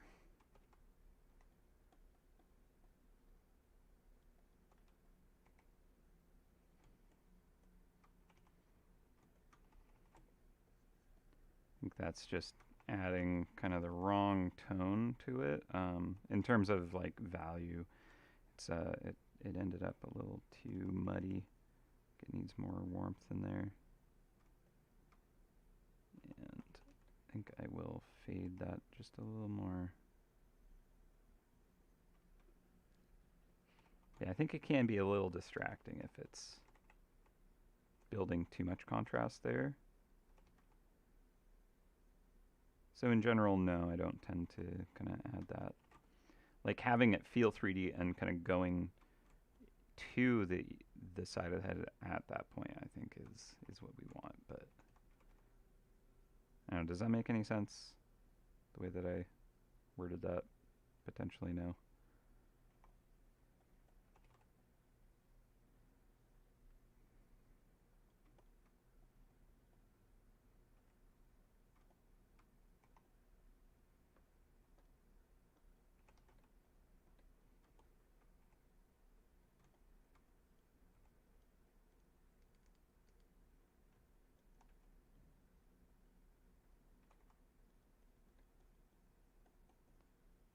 Cast shadow from that. I do need to have the light occlude quite a bit more up in here. There we go.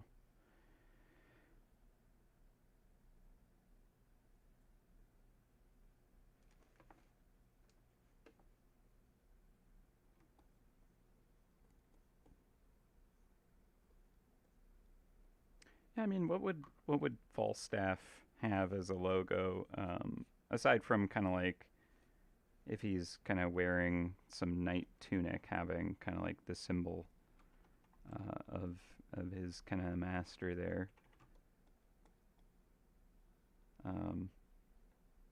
Be, I don't know, something jokey probably on there. It's got a feather in the cap. Okay, let's get some of the light on the legs here. We're just going to keep going on this lighting path, right? Add glow, this kind of brown. Let's see how well it interacts with the blue pant, right? Because it's like blue and this orange, they're like opposites on the color wheel. So what I really need to do is like desaturate the color and just like it's not going to be quite as strong.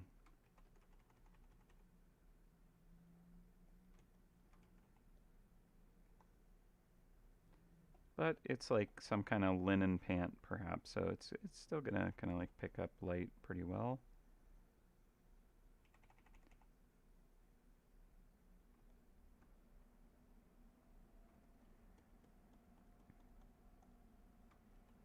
and hopefully relatively compared to, you know, the color around it, it's gonna still look like a warm light, even though I'm not kind of like adding much in terms of a warm color because it's towards gray on a cold color. It should imply that it's warming as opposed to getting cooler. And when I say like warm and cool in terms of color, that's more like reds and yellows and oranges are warm, and blues and greens are kind of cold.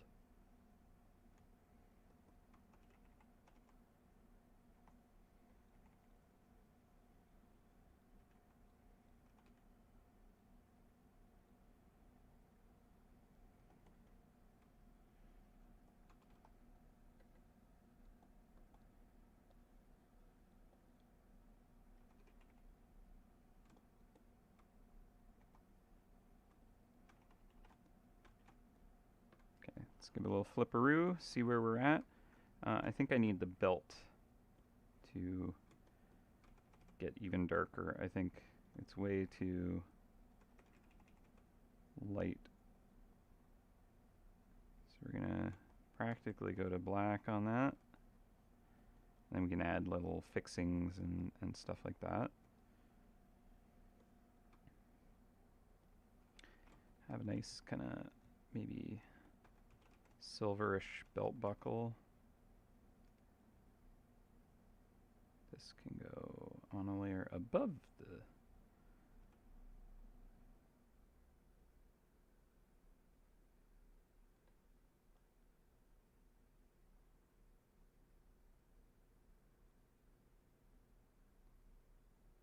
tunic.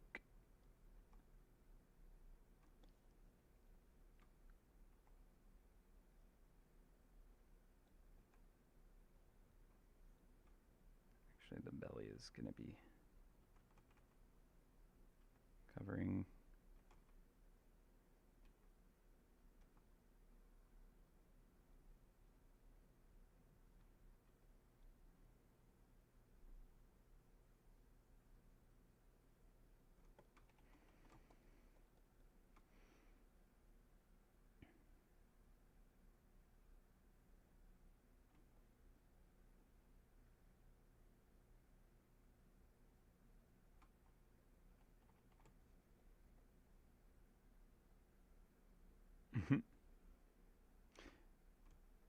Right now it looks like the head of a spanner tool.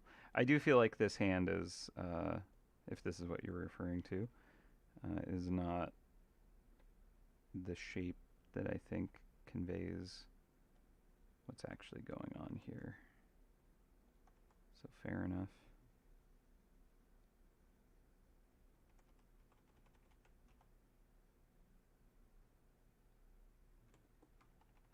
That maybe is a little more accurate.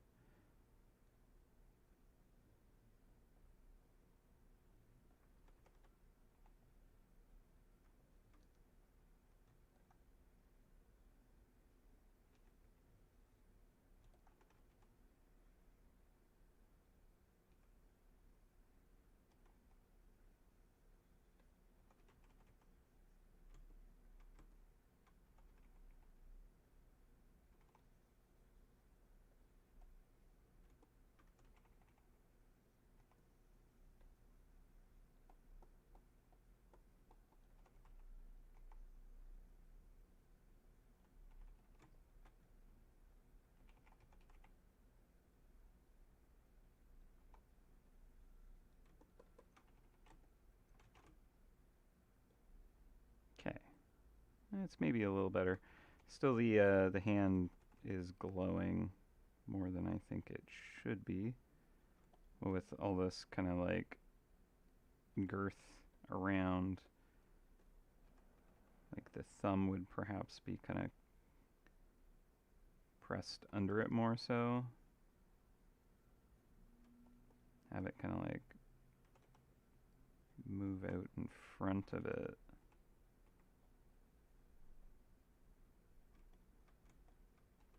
Like that.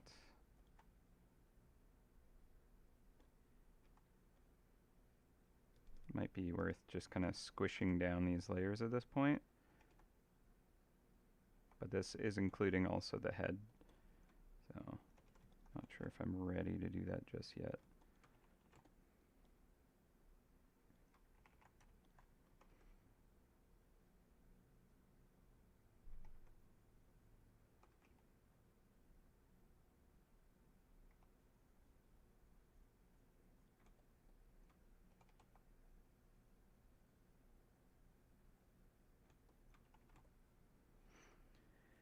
All right, let's see.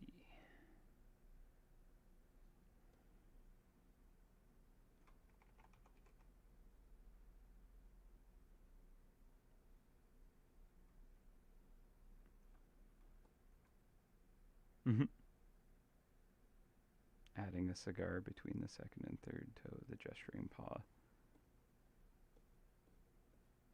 I don't know, like I see it. It would work very well, right? Like a cigar would fit quite handsomely in that fist. But I also kind of want them to just be like gesturing and kind of, like making a statement or something like that, right? So yeah, you know what?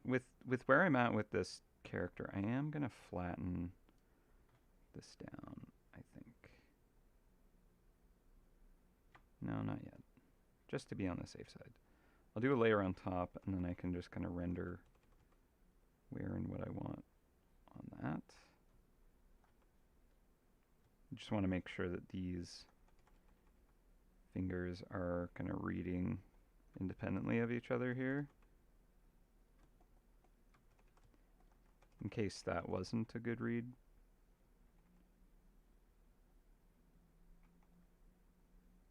But this is getting kind of nitty-gritty detailing.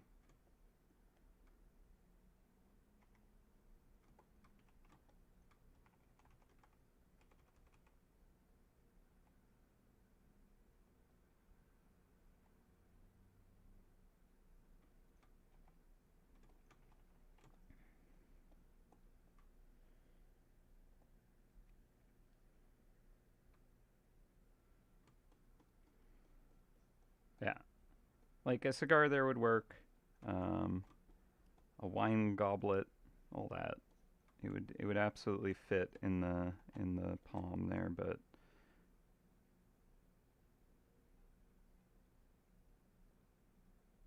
we go.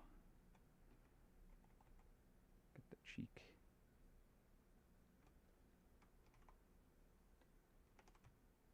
Yeah, you know what? I am at a point where I want to merge it all.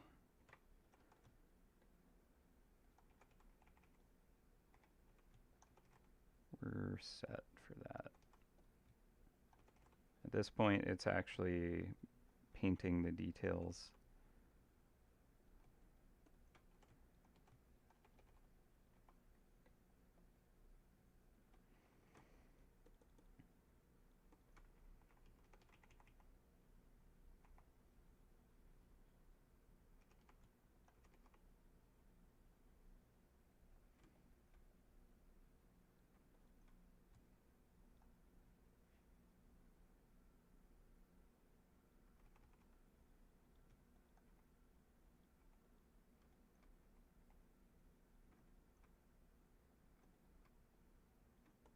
Oh yeah, and when I mentioned that the character this is based off sent a duplicate letter to two different women professing his love for them. They were also, I believe, both married women too. So that's just more on who this scoundrel is.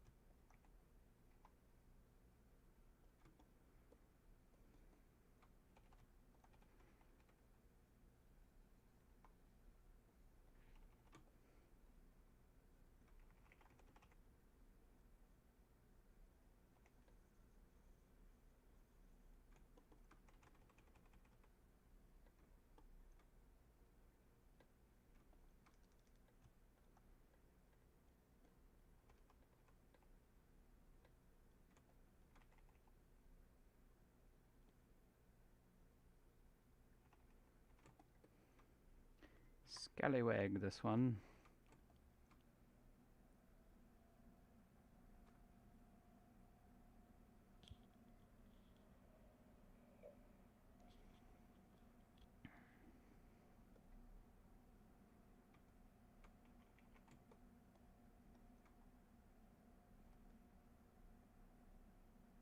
Yeah, it's permanently stuck in his goblet holding pose. I actually like that. That's pretty funny.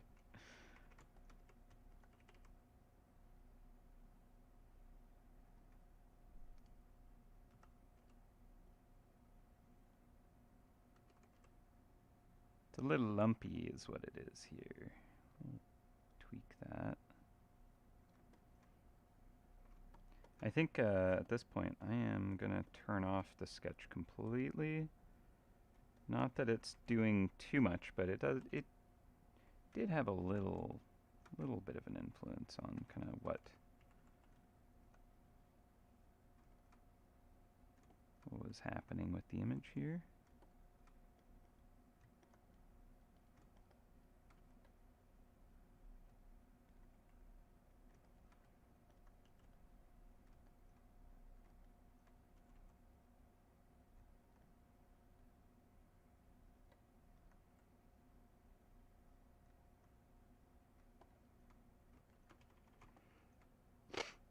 Alright.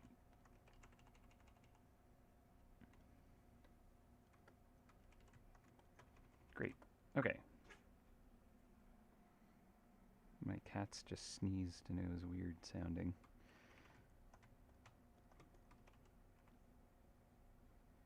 Get a little bit more punchy light on the loaf of the hat. I don't know. It looks like a piece of kind of like weird bread. Lumpy bread.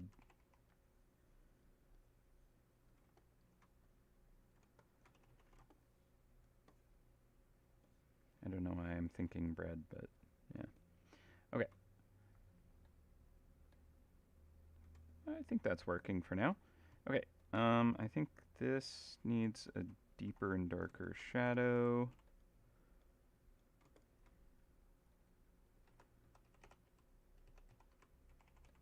Which it's not going to get on that layer.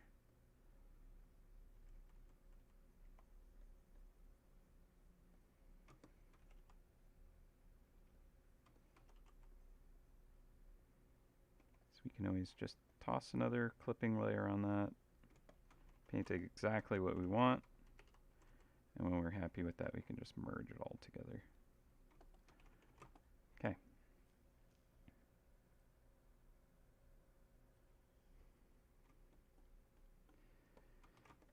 The cushion, I think, could use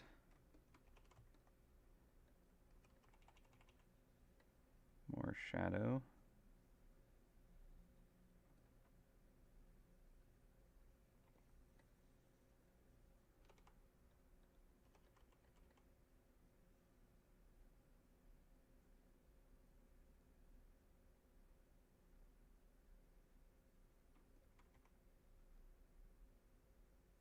A lot of occluded light there on the seat. And then we can have like a nice portion where the light is actually hitting it directly. We get a nice kind of rich, warm purple.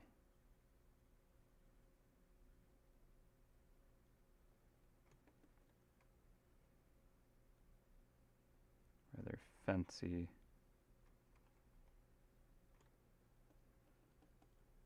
Rather fancy cushion there. Okay, yeah, the knuckles are like facing, like jammed down into this area, and they're practically glowing right now. So I think we just really need to have that all kind of get a little more tucked away into the shadow here.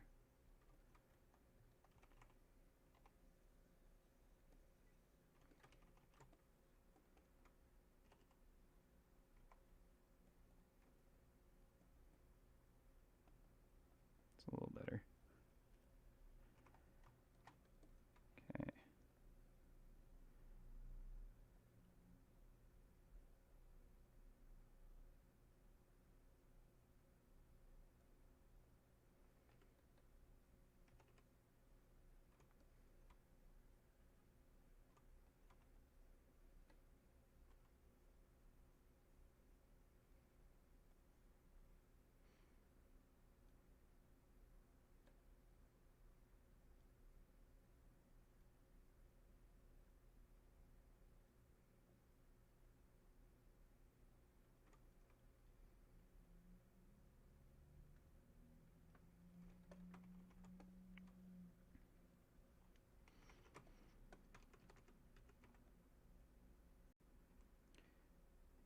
And with this upper arm here, we're going to get, as I mentioned before, lots of kind of wrinkles stacked more towards us.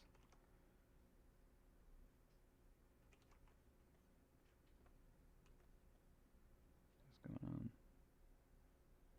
Oh, I see. Thought I was working on the masking layer, but I was not.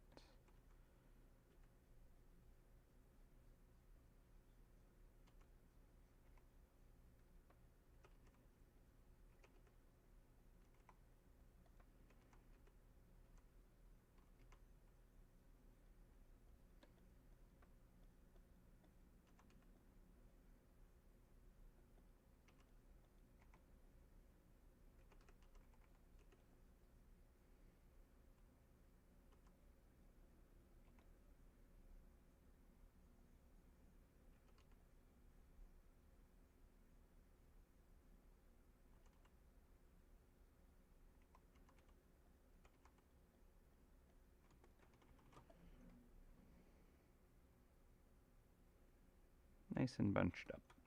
It gives it a puffier kind of look by having all these kind of tight little wrinkles.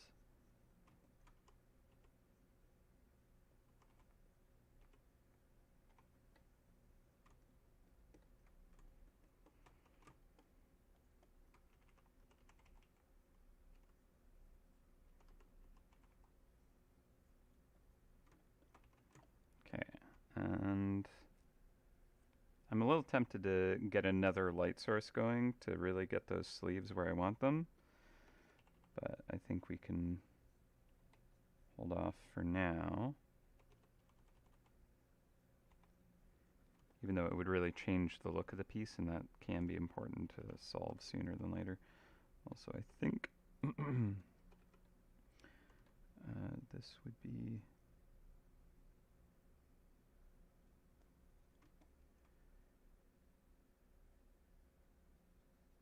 further down as the gap widens. Here, it's going to kind of drop like that.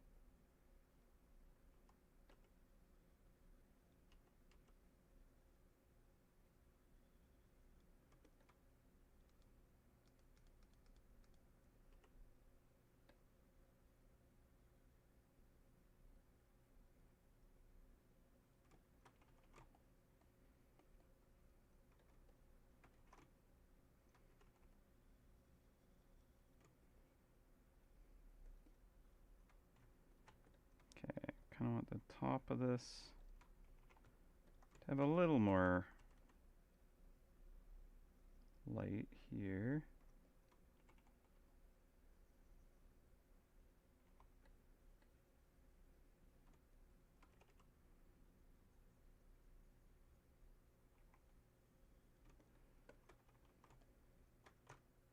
Let's take a look at the grayscale. Okay, so I think I need to kind of darken the pants even more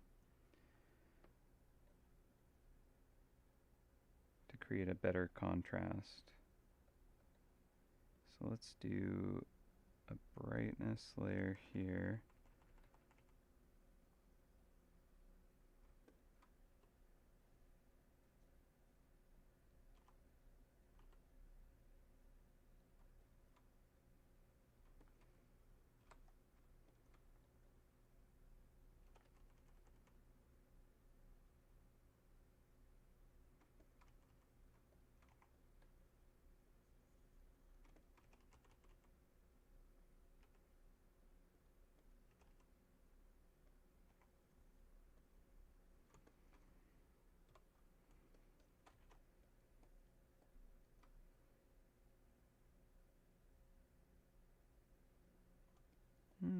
Seems okay.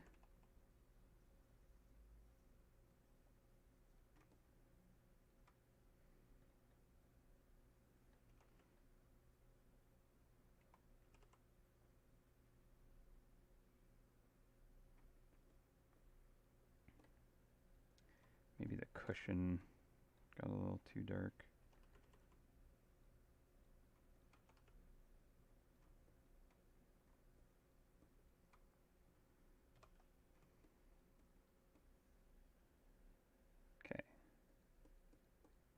All right, boots.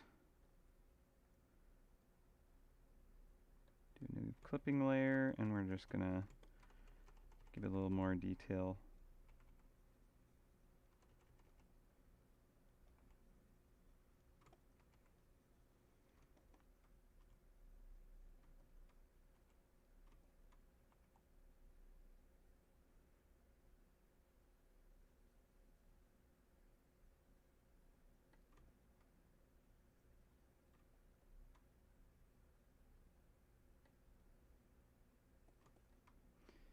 And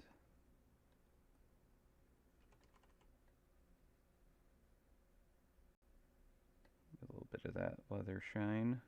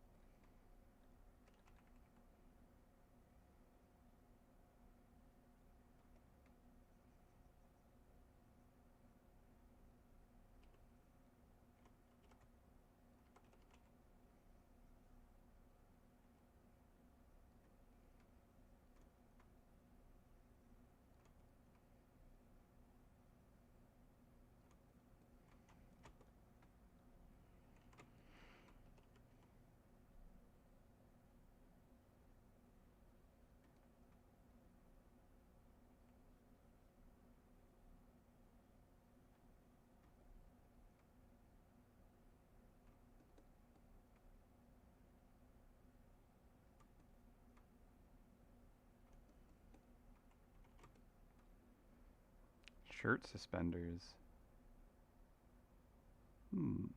I don't think that suspenders are like the era that I want for this character particularly. I think it would suit the character, but I don't know. I kind of like it's a little more big, kind of loose, floppy clothing draped over forms. Those suspenders would definitely fit the look. I suppose we can try it. He's kind of got like the shape for them here, right?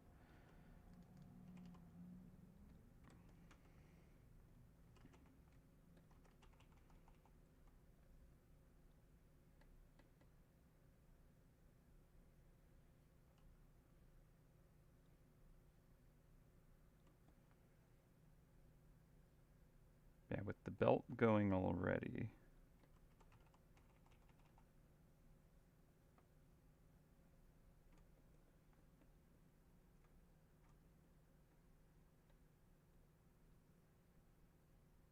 Like, I agree with having kind of these vertical forms to kind of like accentuate the belly.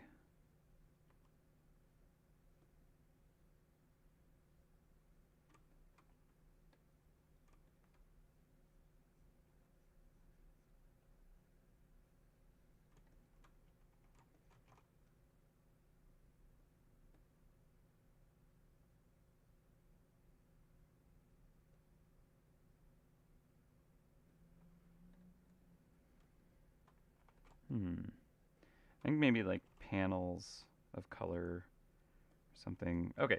At any rate, there's like lots of little specific details I kind of want to get to on parts of it.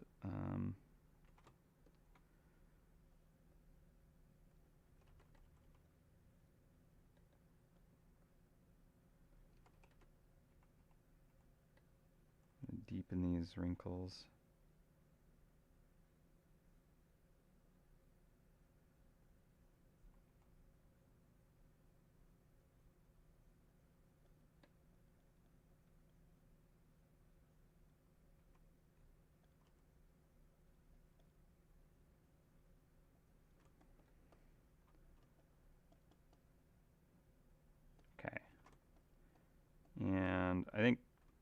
I'm starting to kind of like lose energy.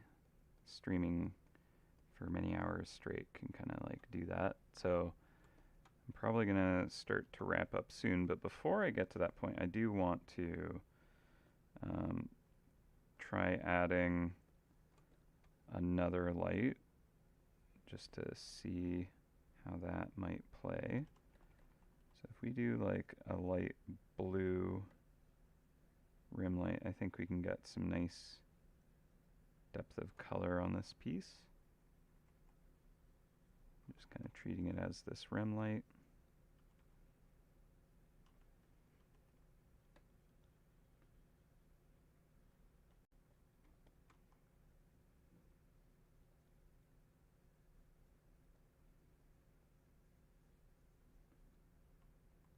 It's quite a strong light.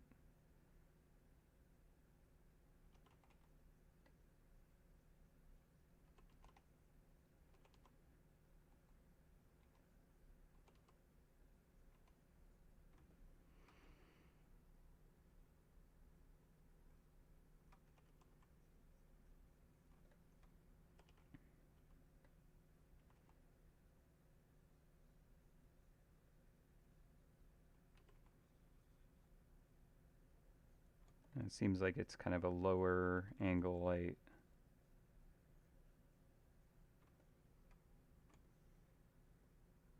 But it can potentially catch some interesting kind of curves and like help those forms to read. Right, so let's try it here.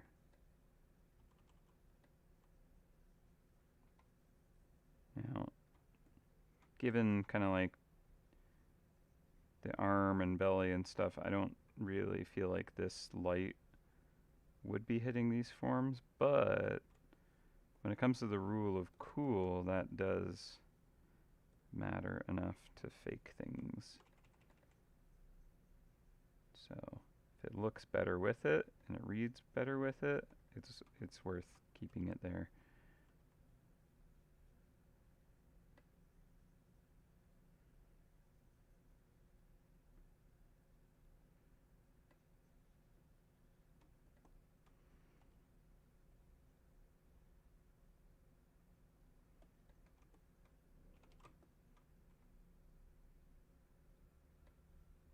Some inscription in the floor pot. Yeah. What are we putting on it?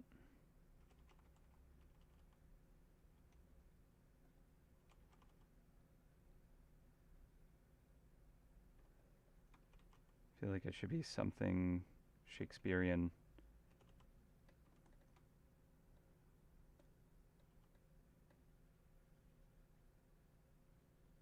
One of Falstaff's monologues.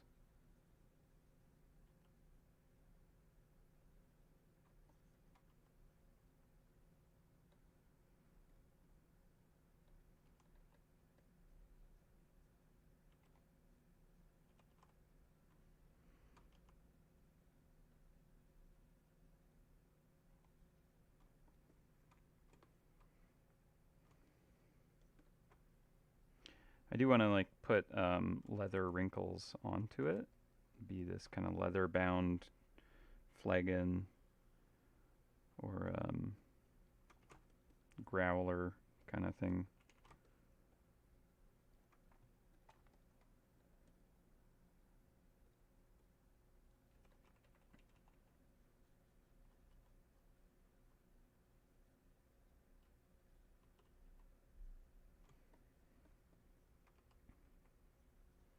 I think the cooler under light is a nice little accent.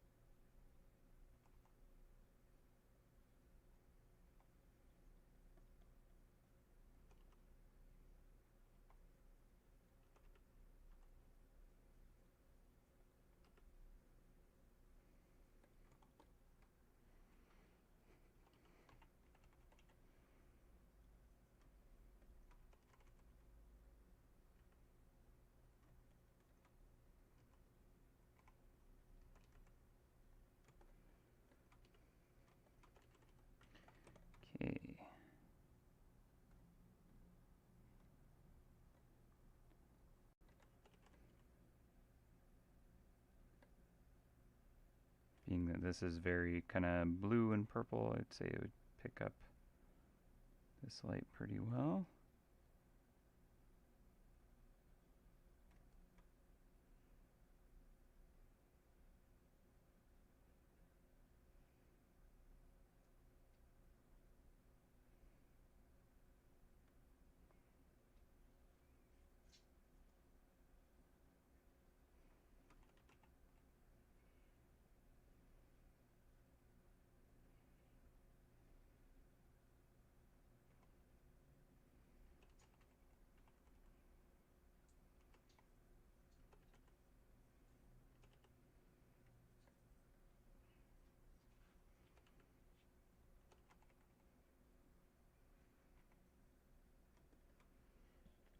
Okay, that's a little bit too light for the value that I want it to have.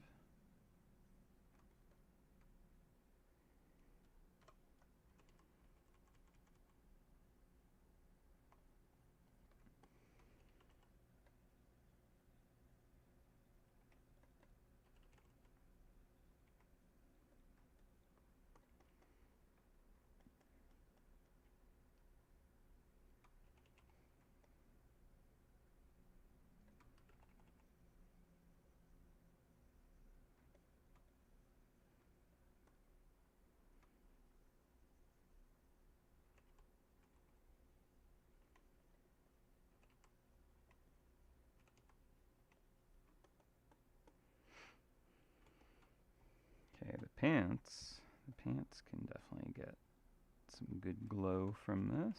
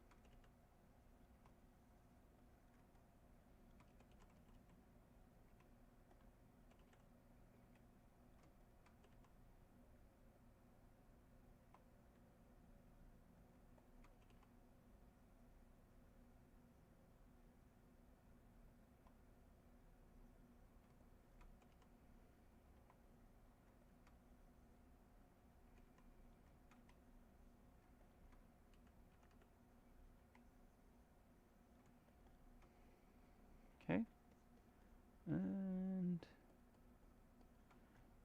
feather could use a little bit of that blue glow.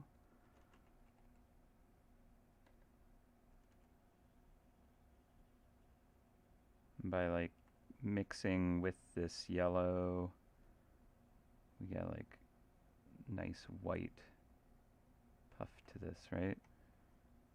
As the light is an additive process, by having kind of the range of colors add together, the wavelengths gets closer and closer to white light. That just goes to show how opposite these two light colors are, that when they combine together, it just goes white.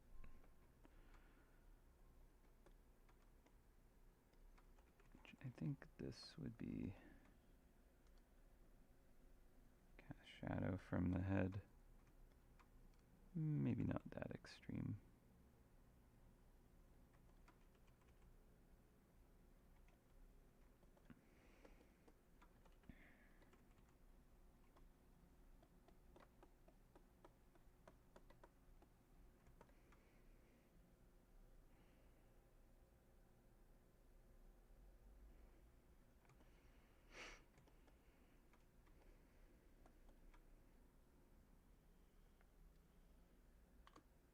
This a save.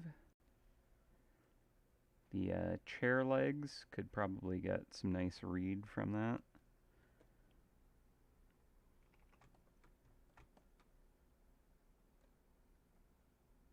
Let's see if it works with the add glow. Yeah.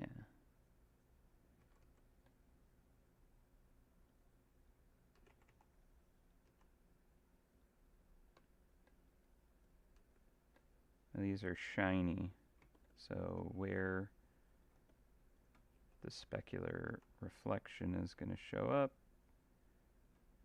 is based more on the reflectivity and angle of the surface.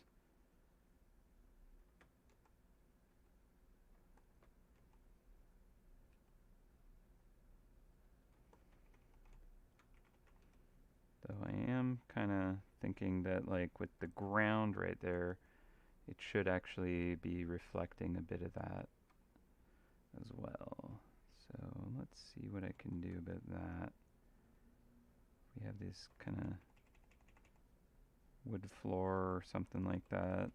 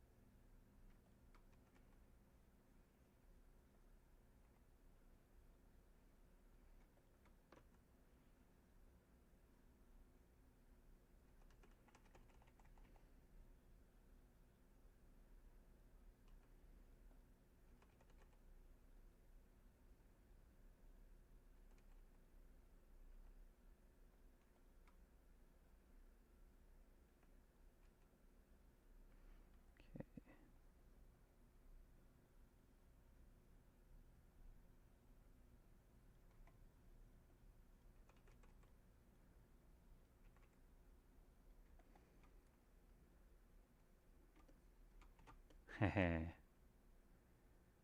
Kyle, that's a great idea. I kind of want to give you an answer on that, but I won't. But big fan, big fan.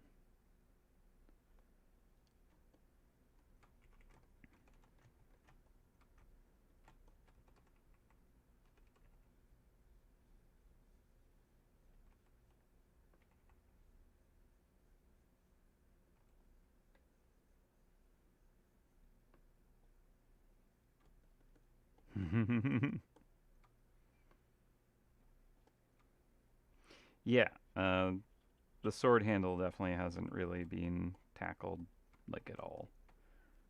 Flagon as well could use some render. Let's give it a little save. Okay. Yeah, let's work on the sword hilt. We could give it a gold pommel.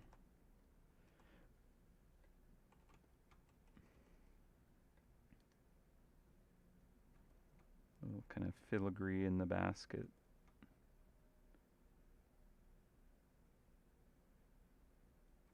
Not sure if it's too fancy, but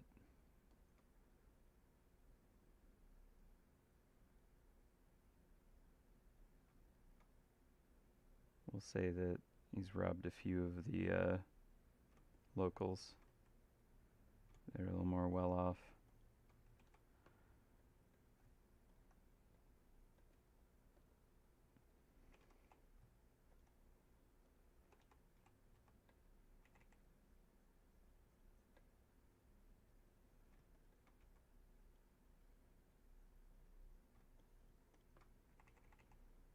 Actually,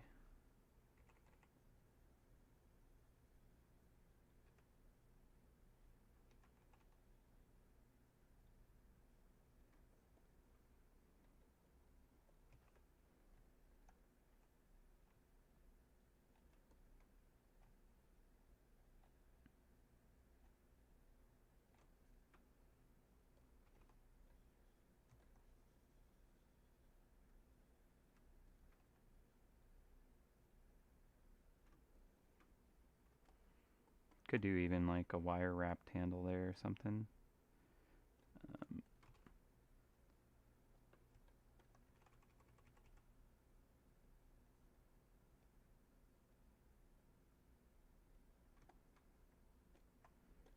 Like that kind of thing.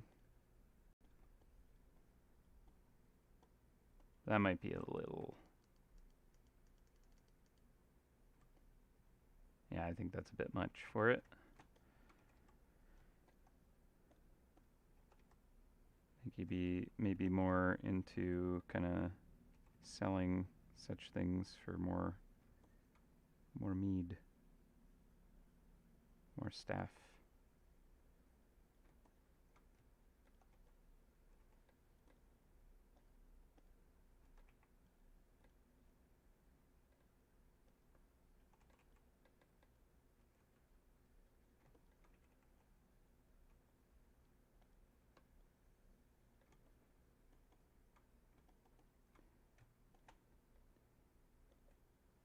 Getting rounds of drink rather than fancy tooling. Unless it was to impress people, maybe then. I don't know. Again, I do not know the character well enough.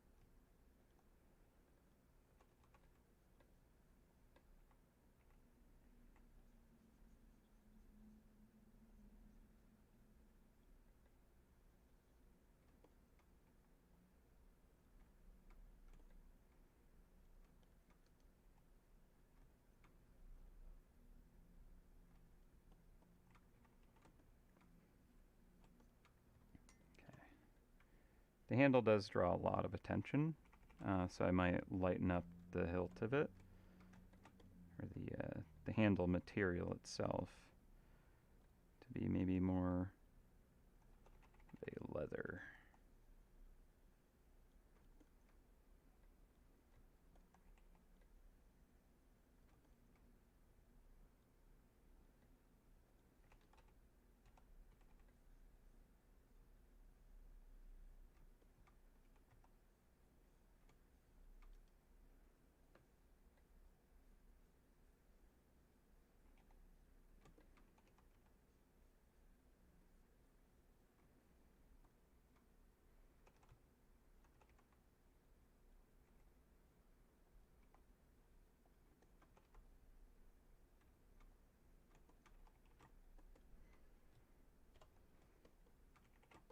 Didn't change it much. Let's see. If this were more like that bright, reducing the contrast doesn't necessarily help it all that much, honestly.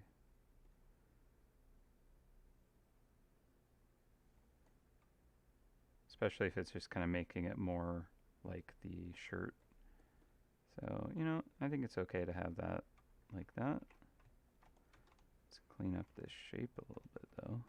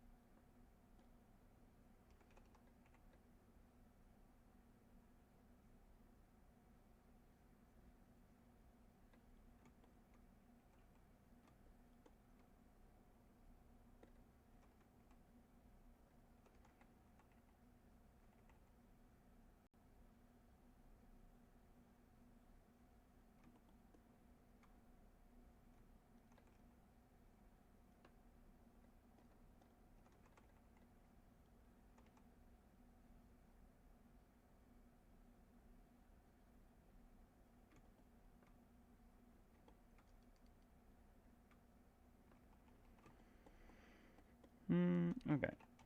Let's do the flagon. I'm gonna also turn the sketch back on for a second, and let's see. Did that. We'll do a new clipping layer, and we're just gonna add in these twisting kind of wrinkle forms. I kind of actually like got the render on this how I wanted it in the sketch phase, so I could have just kind of pulled that in. But whatever, we'll render it here. But it's basically like, I don't know, maybe I think it would be like leather wrapped here, twisted around the neck like this, and just kind of like bound shut.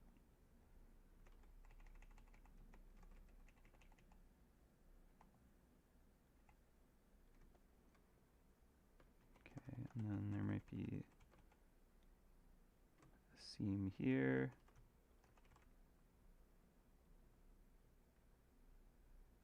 Where it's like butted together.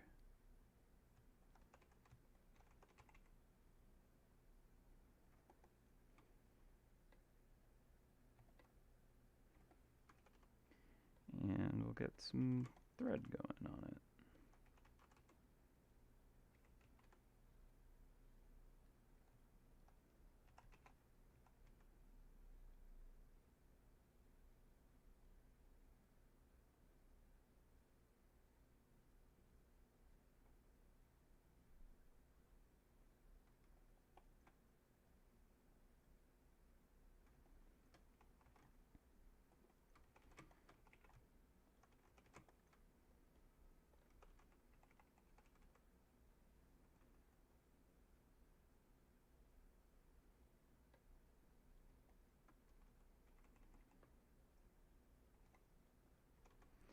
Okay, and then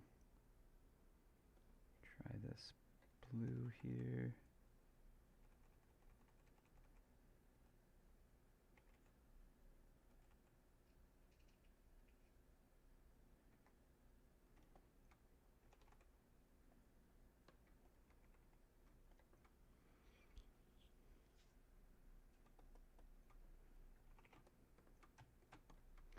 Turn the sketch off. And yeah, these just literally haven't been rendered at all. So the cork, we'll just use like a textured brush there, nice and easy.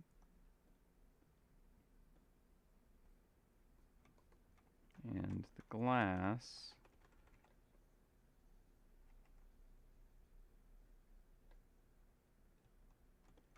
we'll probably grab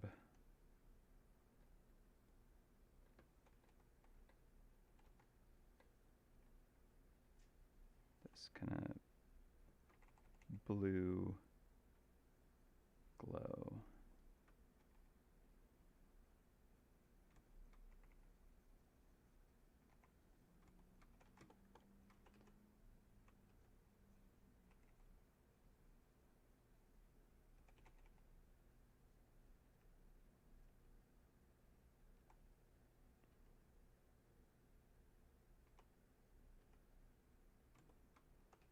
Okay. I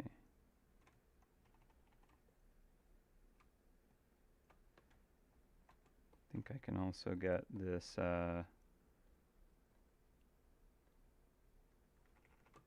warm kind of yellow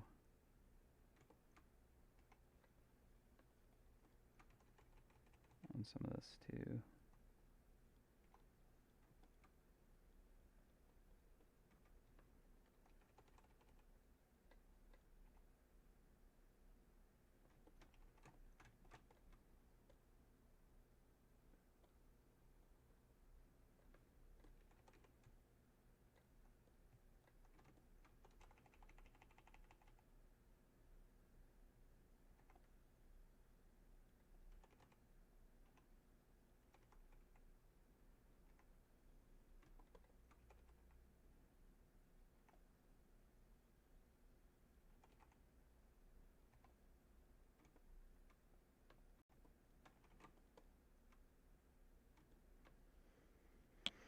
Nice. And then the tail hasn't really gotten any light pass done on it.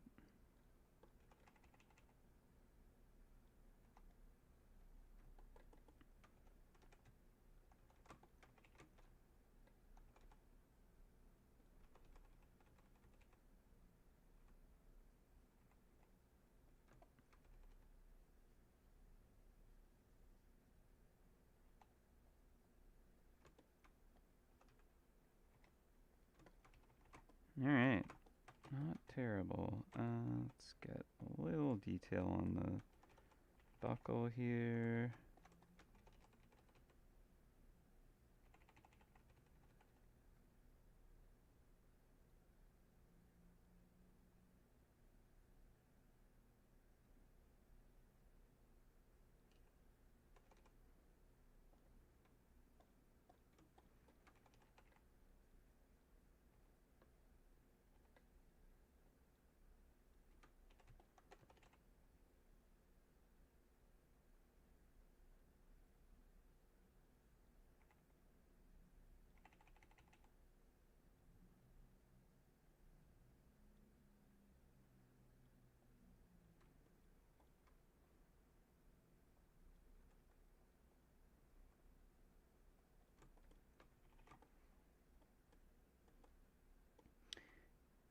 The eyes of the mouse look reddish, either look drunk or sleepy. Goal achieved in that regard. He is a bit into the sauce, as they say.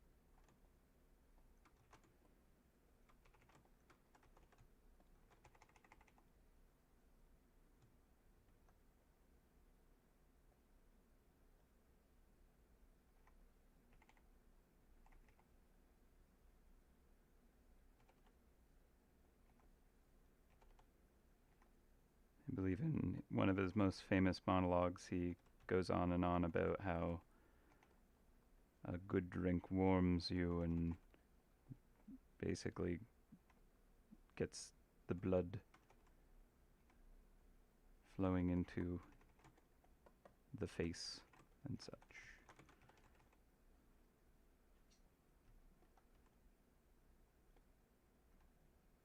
A good kind of red complexion.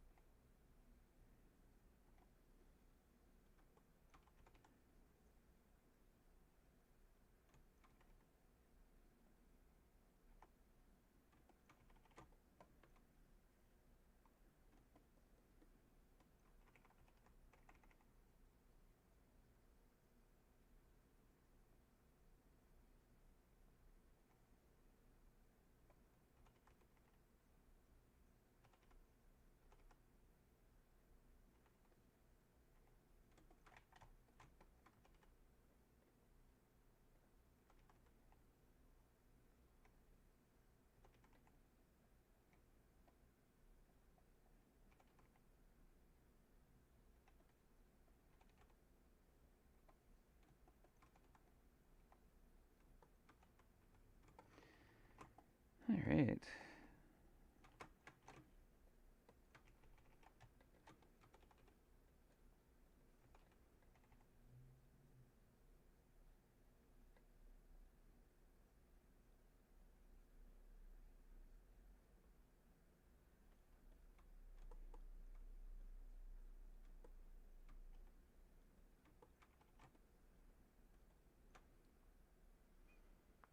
Oh no. Saliva dripping on one side of the mouth. I could see it. But he is supposed to be very charming, is also the case. Supposed to be charming. Although I could imagine that would be something that would happen with this character.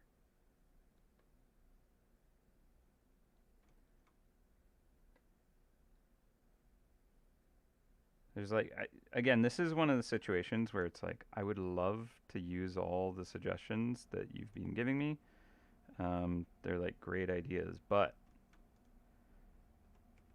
this is like based on a character, and I want to try and hit those notes how I know them, which isn't well, to be fair. And though normally I'd be like, oh, that's great. I like that.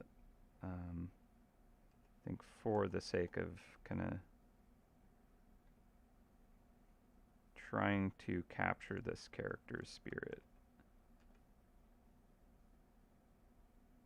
unfortunately, I have to kind of not always go with the suggestions, although I enjoy them greatly, and I think they would work on the illustration very well. Tell a good story too, you know.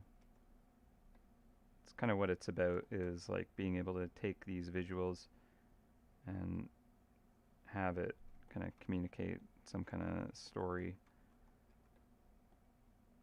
suggesting such things. Okay. Honestly, there's like a little more to go, but my wrist is actually starting to kind of get stiff and locked up, and I'm starting to feel a bit wiped out. So I'm just going to kind of put a little touch of kind of blue on the back there, maybe even a little on the edge of the sleeve, just to have that read, even though it wouldn't make much sense for it to show up there.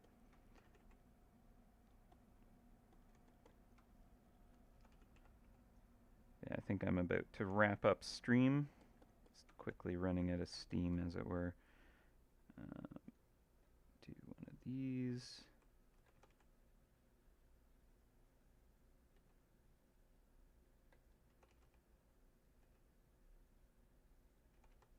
But it's been a fun one, like rendering wise. I know I wasn't interacting quite as well as other streams. There will be definitely more where I'm going to try and kind of like have a piece ready to go more on that vein. So worry not. It's just this one I kind of like knew where I wanted to kind of render this character. It was kind of already set up in a certain way, so there was less opportunity for input. So hopefully that wasn't a disappointment, and I hope this was like a interesting and good stream to kind of watch as the piece kind of comes together. And I thank you for all the engagement. It's always appreciated, and partaking in just designing this, shaping it. Again, it's kind of one of those situations where it's like, I've gotten pretty far on this today, and I can't do a whole ton more on it at this point, because I've kind of been staring at it so long and just kind of so focused on it. I start to lose sight of what's kind of like happening in the image. So getting a fresh look at it next week is kind of the best for the piece. There's lots of little details that I think I could add to this if I feel it needs it. But all in all, I'm pretty happy with it. But yeah, oh, my wrist is cooked. I just like moved it in ways it hasn't moved for a few hours, and I'm like, oh yeah, I should stop before I give myself some kind of wrist injury. Okay, so what we're gonna do is we're gonna just watch the time lapse and give this a save, and we'll sign off with that. I'll repost the Larry link. Here, I'll actually see if I can make this bigger. So let's set it back to the start where we can appreciate where this came from.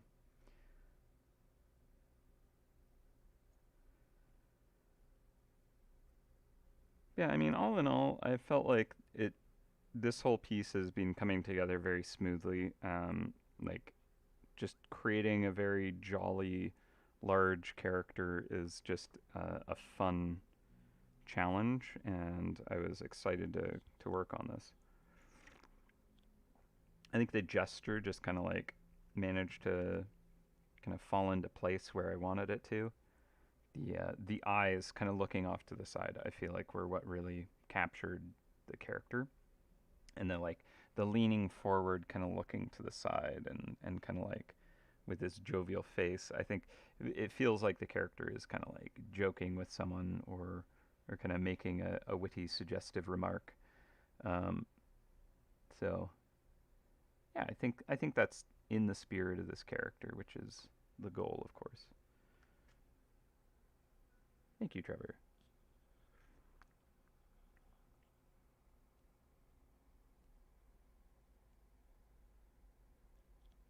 Mm. Another perspective is have the hole between the gesturing paw and shirt so the armpit is visible. But I guess the shirt is too tight and fitting for this mouse. Yeah, for this mouse and like how kind of baggy and billowy the shirt is, uh, I see what you're getting at. But yeah, like that's what I would normally do to kind of improve that silhouette, right? But even if the arm was like out to kind of create the that like gap in the fabric, I think it would just kind of fall like a curtain and fill that space anyways. There could be a stronger kind of like maybe shadow in there to kind of make that really visible. But yeah, actually, I'm going to scooch this over so we can appreciate both at the same time. But I think there's enough distinction there. And again, it's kind of one of those things where like when I come back and look at it with fresh eyes, I'll kind of instantly be able to see like, oh, that doesn't read how I thought it did. So I'm gonna like push or pull the shading and kind of like make sure that the hierarchy of kind of like focus and values and all that stuff is kind of where I want it to go. But here we are kind of like setting up the image with kind of an atmospheric tone and doing a little bit of kind of sphere test, but I kind of didn't do a great job of that. So I was just like, I'm done, moving on. I don't do sphere tests enough. I should do them more and get better at them. But I am quite used to being able to just like paint a texture with the look I want it to by like picking the correct color and just kind of like working on top of it, and it kind of gets there. Sphere tests are a little different where you're kind of using layer effects to build up to it. And in a lot of cases, it's one of the best ways to like get really accurate and really dynamic and rich light. And I do a little bit of kind of those techniques by kind of having a lot of like I was using a lot of add glow layers.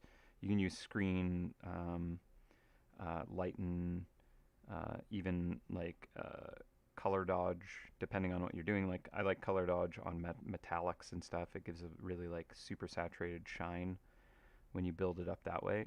But starting from a shadow, layering on your kind of like uh, uh, light sources color and kind of like having that come from a specific angle, having erasing away where you want there to be like a cast shadow over a form, having it kind of softly kind of like fade away as the form wraps away from the light. But like having a mixture of like hard edge shadows and soft edge shadows and like kind of combining them in one. So like where you have like a fold, the bottom of it might have a hard edge and it kind of like smoothly transitions on a rounded kind of curve. All kinds of fun stuff that I kind of got into a little bit on the stream. But yeah, there's just so much that I could keep pushing on this. Like it's a lovely character. I really do enjoy the spirit of this kind of like the energy, and I want to keep kind of like putting more detail into what's going on here. But again, I think to really nail it, I want to see it fresh. I feel like there's things with the sleeves that aren't quite as billowy and voluminous as I think it could be, or like feeling like the right materials, all that good stuff. But again, I really do think we had a pretty good stream in terms of kind of like the art kind of coming together. Here's the silhouette of this character again. It's a weird gap here that I need to solve. A couple of weird artifacts. So I'll clean those up later. Might kind of clean up how the foot lines up with the other foot, the stool foot. But yeah, I think there is definitely kind of like improvements to be made. But overall, I think it was a decent stream. Had some fun with it. Some lighting can be pushed here and there, and I'm like seeing things and I'm like, oh, I'll tweak that when I get back to it. But cool. All right, I'm gonna grab the Larry link again, and I'm gonna share that in the chat. So if you missed it, feel free to grab it. Feel free to pass it along to your friends, and I hope you enjoyed. It should probably be Dave next week, but it might be me. Who knows?